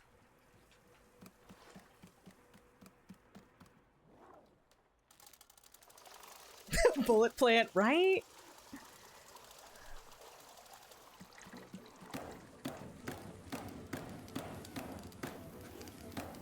Get that water boiling.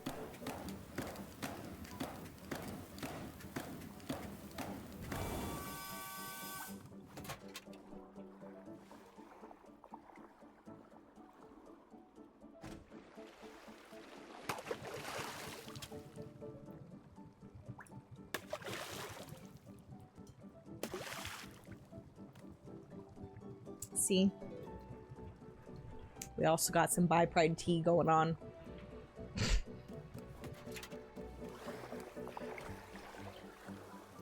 Happy Pride Month indeed! Here, I'll even give it to you in my favorite cup.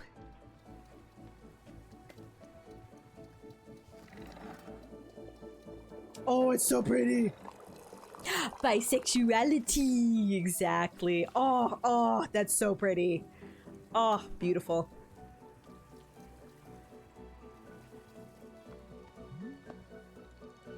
And here it is.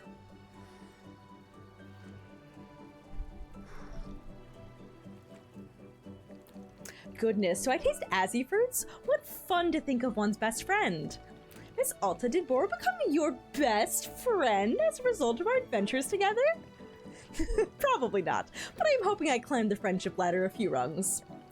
Miss Alta, thank you so very much for the drink. I am grateful for your presence and your effort, as always. In fact, being here with you now, at the end of it all, well, I must say, it is a strange and wonderful feeling. No customers asking for tea, no tasks that require doing. Just us. Us in our tea shop. Isn't it a peculiar sensation when everything goes quiet? I know how much Miss Alta enjoys excitement, but perhaps she might stay here and enjoy the silence with me for a bit? Stay here and do what exactly? Well, that's just it. There's nothing in particular to do. You could decorate a bit if you still felt like arranging some of our many plants. Or maybe there are some photographs you wish to capture. Or not. That left one is from Zenith.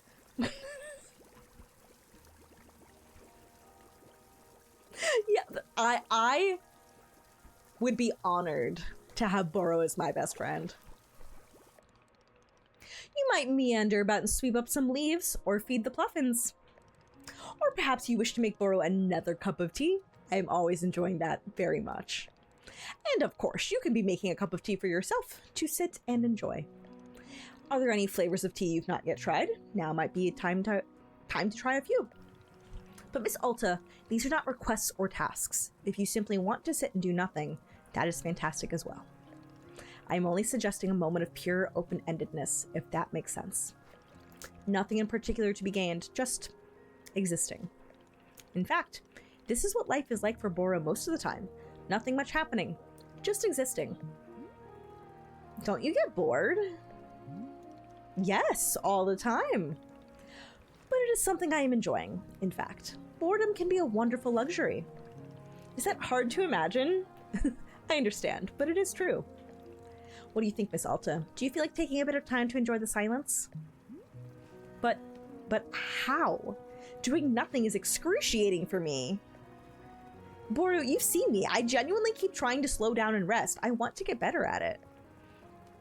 But then, the person who looks like me, every time I try to do nothing, she forces me back into action. Sitting around all day doing nothing is meaningless if she just gets her way in the end. Ah, yes, I am understanding completely. Perhaps she is seeing boredom as an obligation, an errand, a chain upon the neck. From that perspective, I can be quite understanding her objections to it. If I had to guess, boredom may be a difficult thing to do until she allows it. So, perhaps you can request her permission to be bored. You think she'll listen? I don't know, but to ask the question with an open heart is a good first step. And for now, she cannot stop you from simply sitting on a bench and listening to the wind. Perhaps she'll better understand the merits of boredom with an occasional demonstration. She wants what is best for you. I am sure you can persuade her of the value in doing nothing. Miss Alta, thank you so much for your patience and your thoughtfulness. Boro appreciates it very much. You have shown such remarkable resilience. It has been a true treat to be on this journey with you. Whenever you have become bored of boredom, you may of course meander over to the shrine. I feel quite certain that it will allow you to move on to the next thing, whatever that means.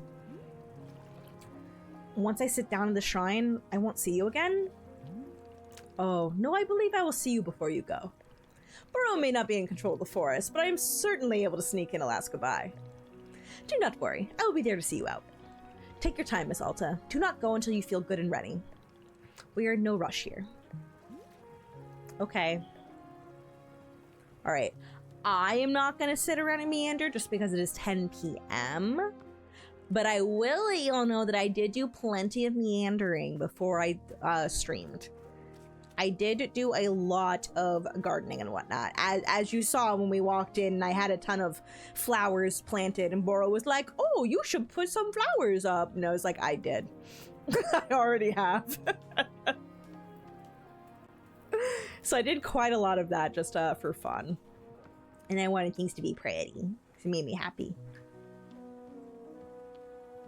It's very pretty. I think I got all the pots in here. I think I put them in everything.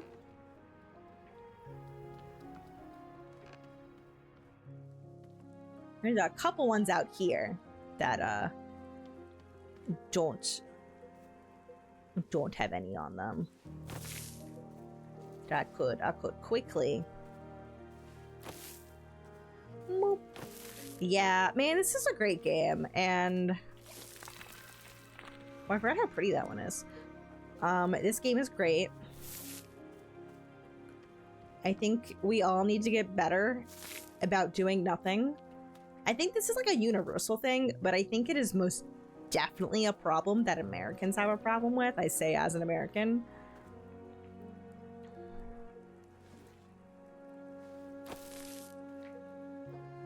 I think we just have like such a culture of like hustle culture, grind culture.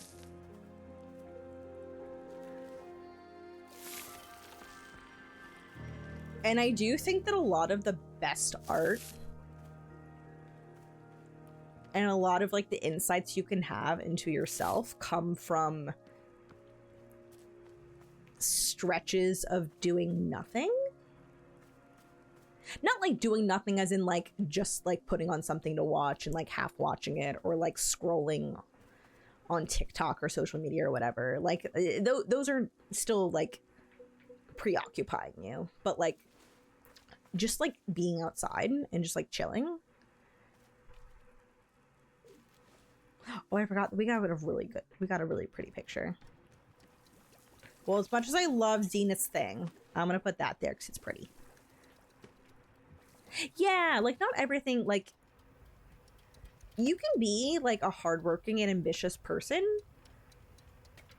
and also like not feel like you gotta do that all the time. Because like, yes, it is genuinely good for your productivity if you give yourself rest and take breaks and whatnot, but it's also just like good for yourself, just like being a person.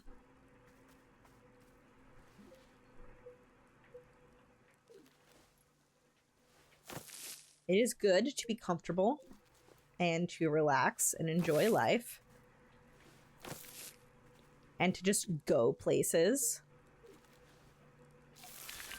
do things without some like super intense plan, and just sort of like, you know, Enjoy. You can work. Be like Nana. She still knows how to take care of herself and others. Exactly. What is the exact quote from Kiki's delivery service? From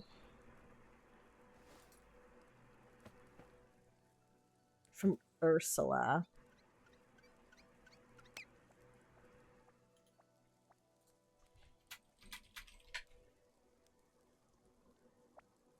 Yeah, so when Kiki loses her magic and she's sort of talking about how, like, oh, well, like, I used to love flying and I can't do it at all.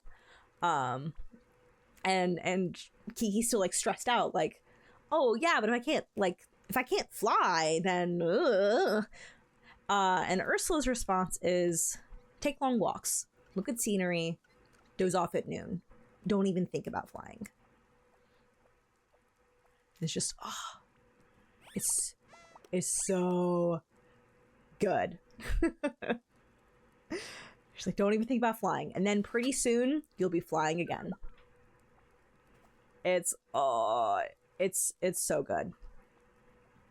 It's really like Ursula talking about similar viewpoint of like her being a painter. And when she just like lost her love of painting, she needed to go on long walks and whatnot. And oh my god, monster.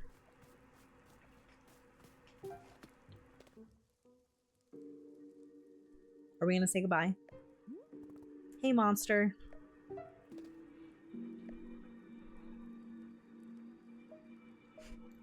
I don't know if you can hear me.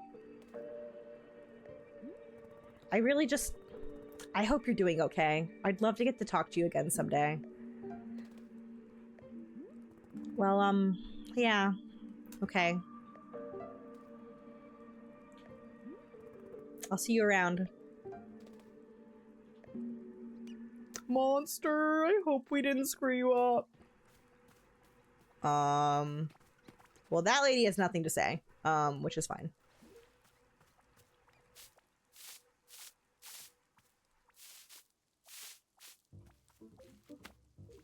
Alright, one last clearing the leaves. Alright, let's go. I don't know. We probably actually don't talk to Boro to trigger the thing. We probably don't. We probably go to the shrine. But sure. How is your boredom going? It's great. I'm really bored. Excellent. All according to plan. Boro is pleased to report that I am rather bored myself. And I suspect my boredom will only grow once Miss Alta leaves our clearing, yes? You truly have brought a great deal of excitement into Boro's life. So delightful. But it will be nice to return to a bit of mundanity, yes. Restore the balance. And then, perhaps some new person will come along and make Boro's life interesting again. All part of the great circle of boredom. Thank you for your efforts to enjoy the mundanity. It truly does mean a great deal to me. I love him. Alright, let's go to the shrine.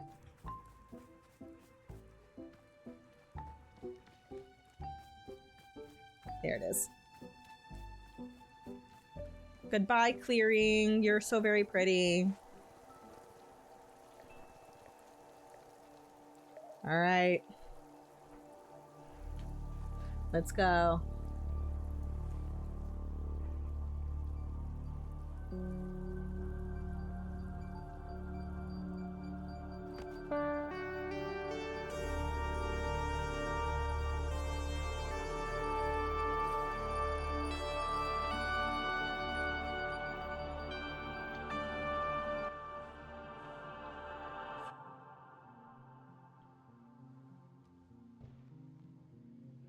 Hey, are you there?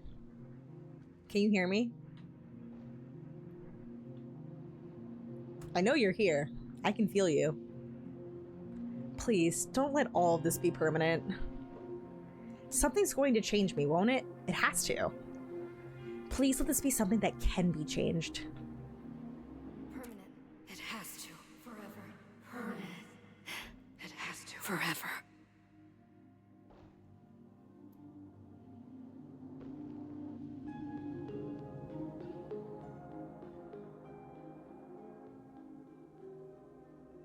Look how pretty.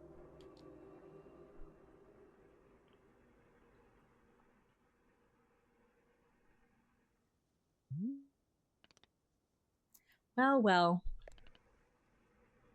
Oh, you didn't see that? Oh my gosh, what did you get?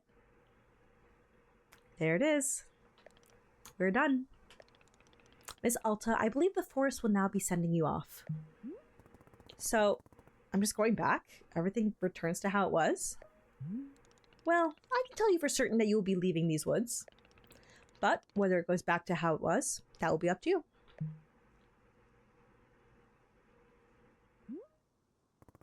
Am I going to be a fighter again after all this? Well, from Boro's perspective, I am certainly thinking it's possible, if it's something you want. But what do you think, Miss Alta? Do you feel that you are going to become a fighter again?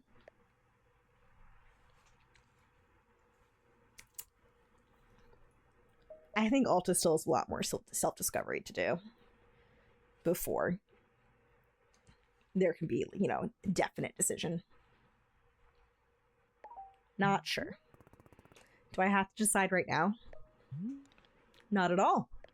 In fact, perhaps it is a good thing to never truly know.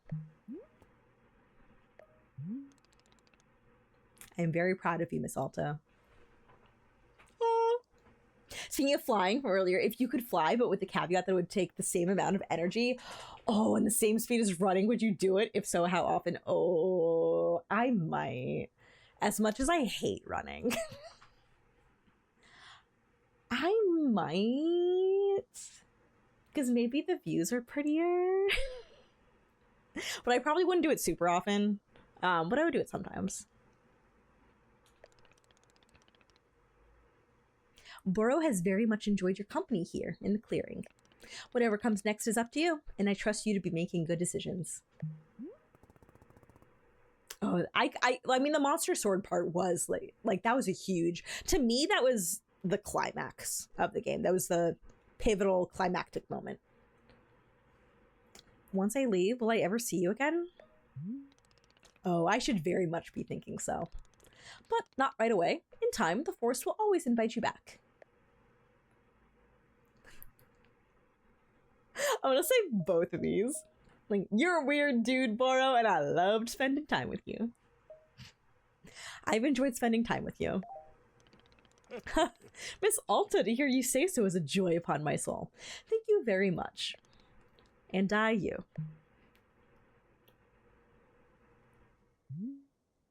So, what do you say? Are you feeling ready? It is up to you. We will not move on until you have decided it is time.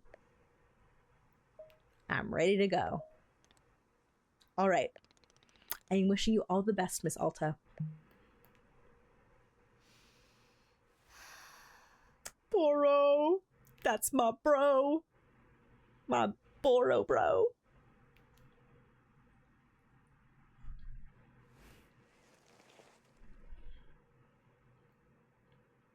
Man, if we all had a Boro in our lives, support system would be on point.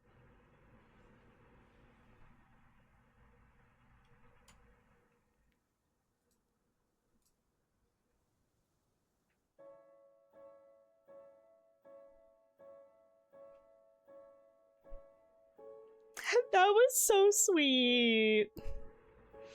Oh my gosh.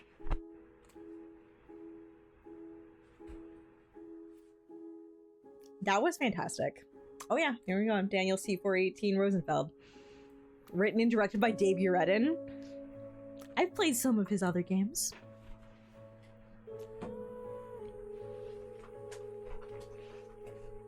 Man, that was great.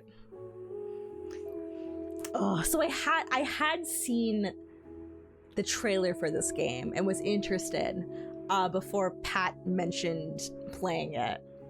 But thank you for like mentioning that you had played it like right around when it came out, Pat, and letting me know that it would be my jam.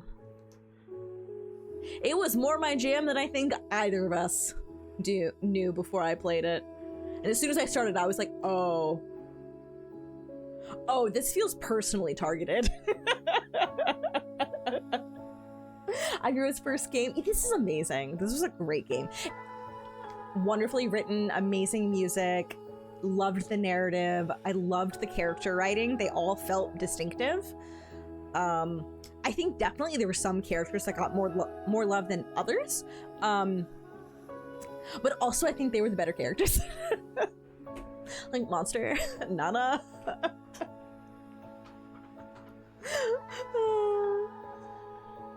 So good. Monster!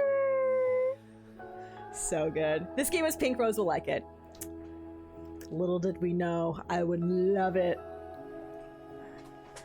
I like tea. I like things engaging with mental health. I rarely see anything, video games or otherwise, that actually engages, well, one, with a female character dealing with anger management problems. But it being in like a video game with a female character that has a lot of like cozy game mechanics. Chef's kiss, amazing. Super rose bait. Oh, that was so good. For anybody who is struggling with, you know, whatever mental health thing that you are struggling with, I really, really hope that it gets easier for you. I hope that you're able to have a support system that encourages you. Therapy has done wonders for me. Medication has done wonders for me. First the anti-anxiety meds, and now the addition of ADHD stimulant medication. So good. There's a vid with both options for the Monster Forest part. Cool. Yeah, and Ulta is allowed to fail a lot. And it's good. Like it hurts to watch because it's like, no, Ulta. But like that's realistic. Like you're never gonna be perfect.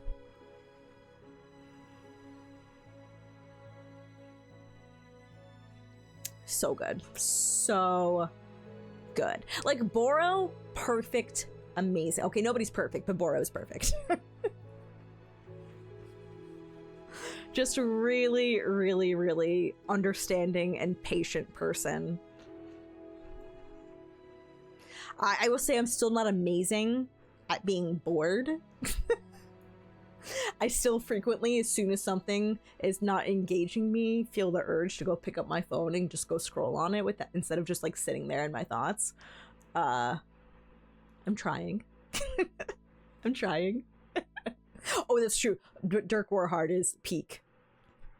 Yeah, the Ivy Road pets. Yeah, I've seen more and more indie games like crediting their pets in the end credits. It's really sweet.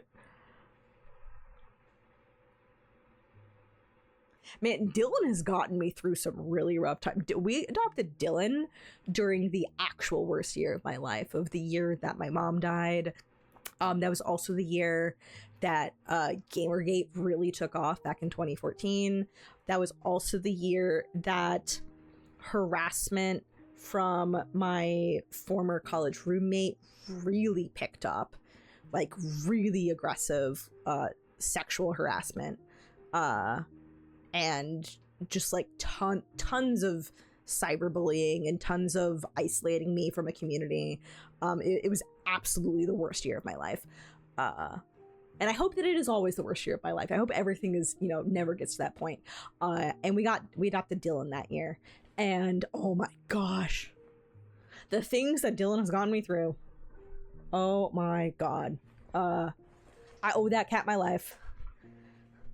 Oh, but yeah, I mean, I had a lot of anger problems in 2014 with like everything that was going on in my personal life and Gamergate and all that stuff. I was a games journalist during Gamergate and I got a lot of harassment from that too. It was bad. Yeah, that was all 2014 for me. It was like the absolute worst. And so every year I'm like, you know what? Even if this was a rough year, it wasn't 2014. It wasn't 2014. There is that. But oh yeah, I'm so thankful for Dylan, and since then we've adopted Coco and Scooter, and I love them. They're all so good. And this game was so good. Oh my gosh.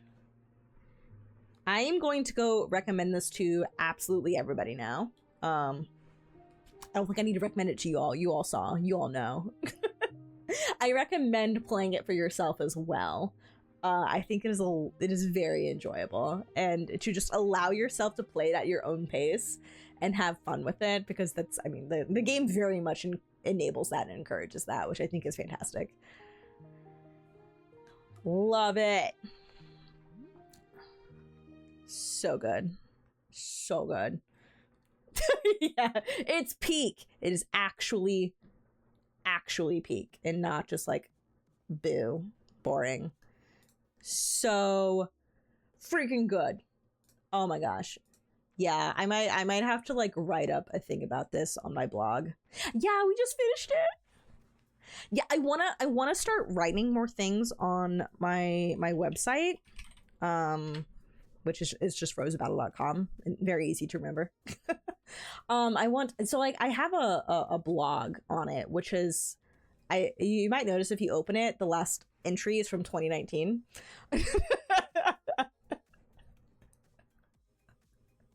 Man, I wrote about Splatoon 1 and 2 having a huge impact on me in that last blog post from December 31st, 2019. But man, and otherwise, like, a lot of, like, I think pretty much everything before that was, not everything, but a decent amount of that was cosplay blogging and whatnot, talking about like things I'd made. I do have a post on there from 2018 talking about my like body image problems and anxiety and how that impacted my cosplaying. If you're interested, it's from 2018, but it's still pretty relevant. But we enjoyed it. We finished it. We enjoyed it. But yeah, I would, oh man, I would love to write up a ton of thoughts about this game and put it on my blog. If I do so, I will let you all know. I need to take more time away to work on things that I enjoy doing that do not necessarily are not a part of my job. I like creating things, and it's very easy to only create things that directly pay me. So like taking on proofreading, copy editing, and line editing assignments. Yeah, that's my friend at Headphone Studios has stopped taking photography work. They went on their own mental health journey several years ago, and I think basically quit photography because they got burned out on it, and now they do activism work, and have found a much better it's not work-life balance, but a better like balance of like thing they're passionate about and taking time for themselves, and not burning out on it and whatnot. Very, very relevant to this. But yeah, sadly they've like removed like all their stuff, and I don't have like a thing to link to anywhere for them, but I love her work. A bunch of my photos are by her. Really recommend checking out Giving Monster the Sword. It's really good, I think. Can we go find it right now? Just quickly, and then I can show y'all as well. Giving every tea to Boro. That's I did not do that. I did not give every tea to Boro. I did make every tea, but I did not give them all to Boro. Wanderstop Forest Monster Choice. Oh, yes. Oh, that's how he tells you about Nana's past. Oh, interesting. Interesting. Okay. Let me see if I can quickly put this up.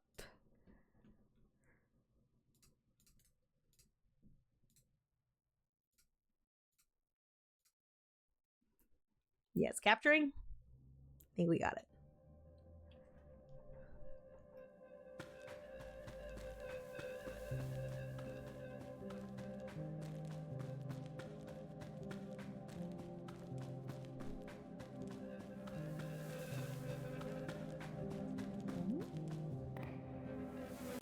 Baby girl.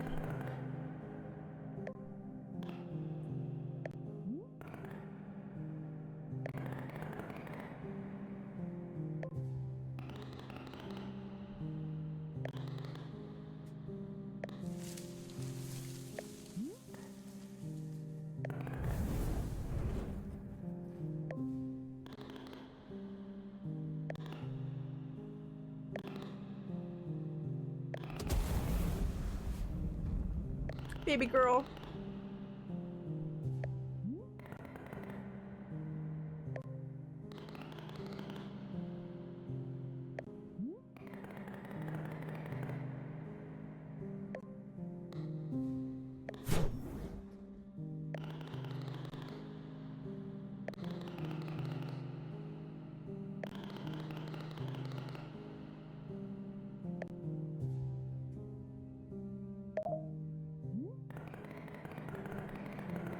Let's see, where was the choice?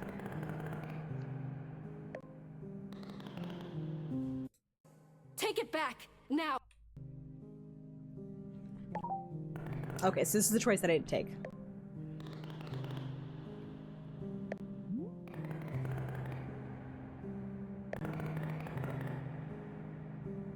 Ooh.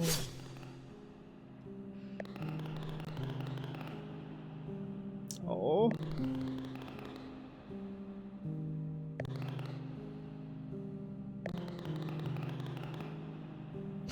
What's the best kind of stab to do?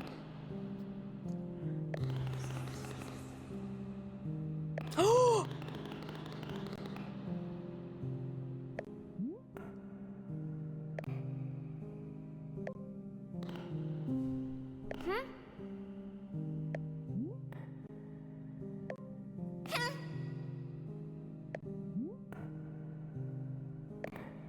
Wow. She's distracted. This is your opportunity. This is your chance to take back what belongs to you, Alta. Please, don't let someone else take something that's a part of you.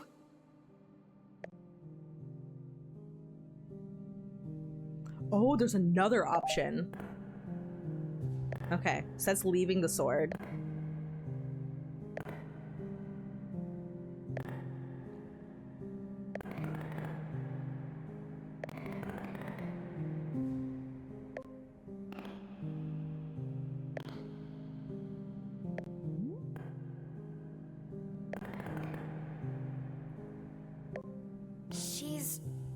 She's going to do something stupid.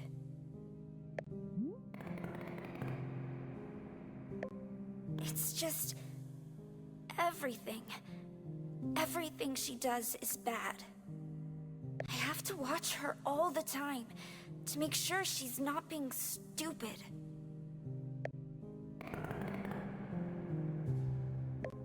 She made everyone go away with how dumb she is.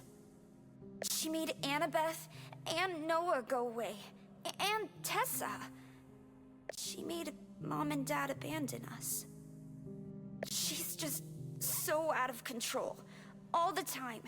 She's nothing like you.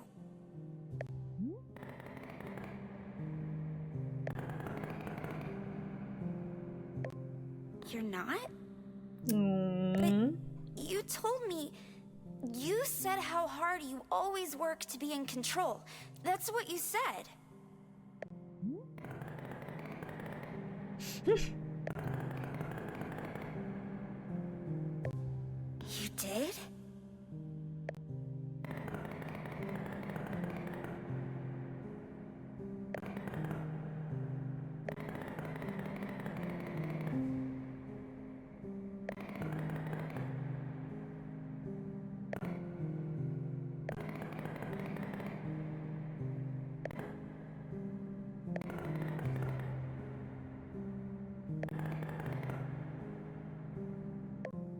What do you mean?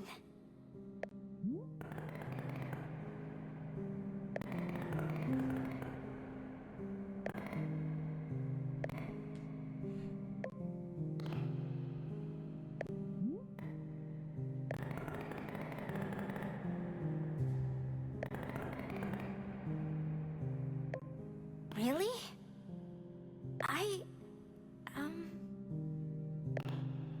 Aww. This is a really good scene. You really wanted me to think you were cool? Like, yeah. Huh.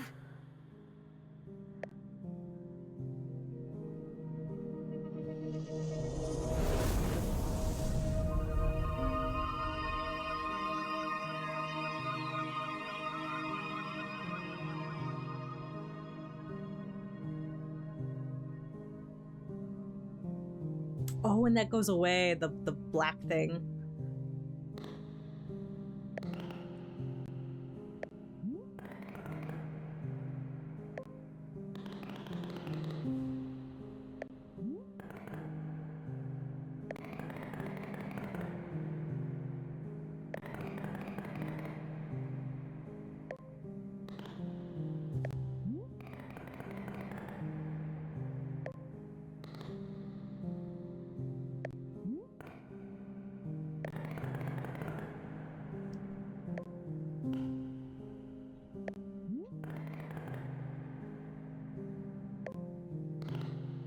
Aww.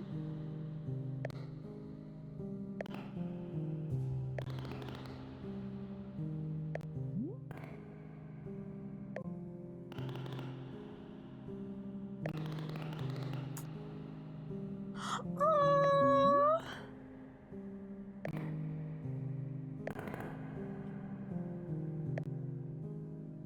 The hug! The hug!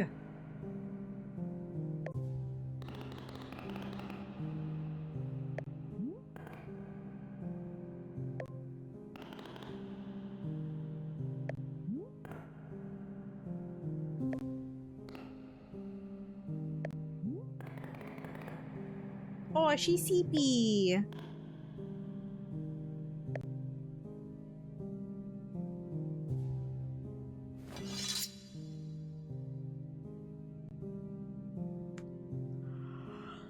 Oh, this is so good.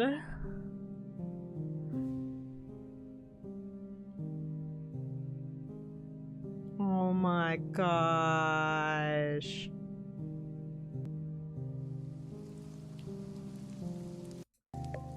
I don't know that this is... That's probably the same. That's probably the same.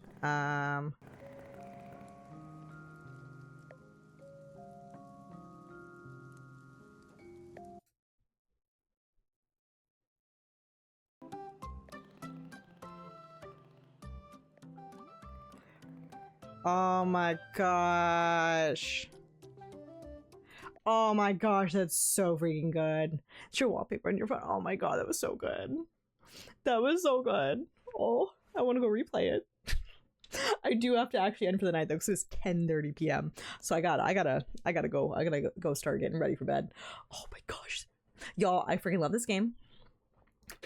Please go support everybody who made this game. So good. She's still all shadowy. Oh, okay. Yeah, wow, that was beautiful. That was so pretty. I freaking love that. Oh my gosh. I love her. I would do anything for that child. Anything. Thank you all so much. I'm Rose Battle on all my socials. If you want to give me a follow, stay up to date on like stuff that I'm doing and games that I'm playing and upcoming stuff. You can also join our Discord server if you also want to stay in touch there for the many of those same things. Ivy Road, so good. Thank you all again so much for watching me play this game. I loved it. Highly recommended. Adore it. I will give more thoughts on it hopefully in a blog in the future. Thank you all so much for watching, and please be kind to yourself. Have a good night, everybody. Bye.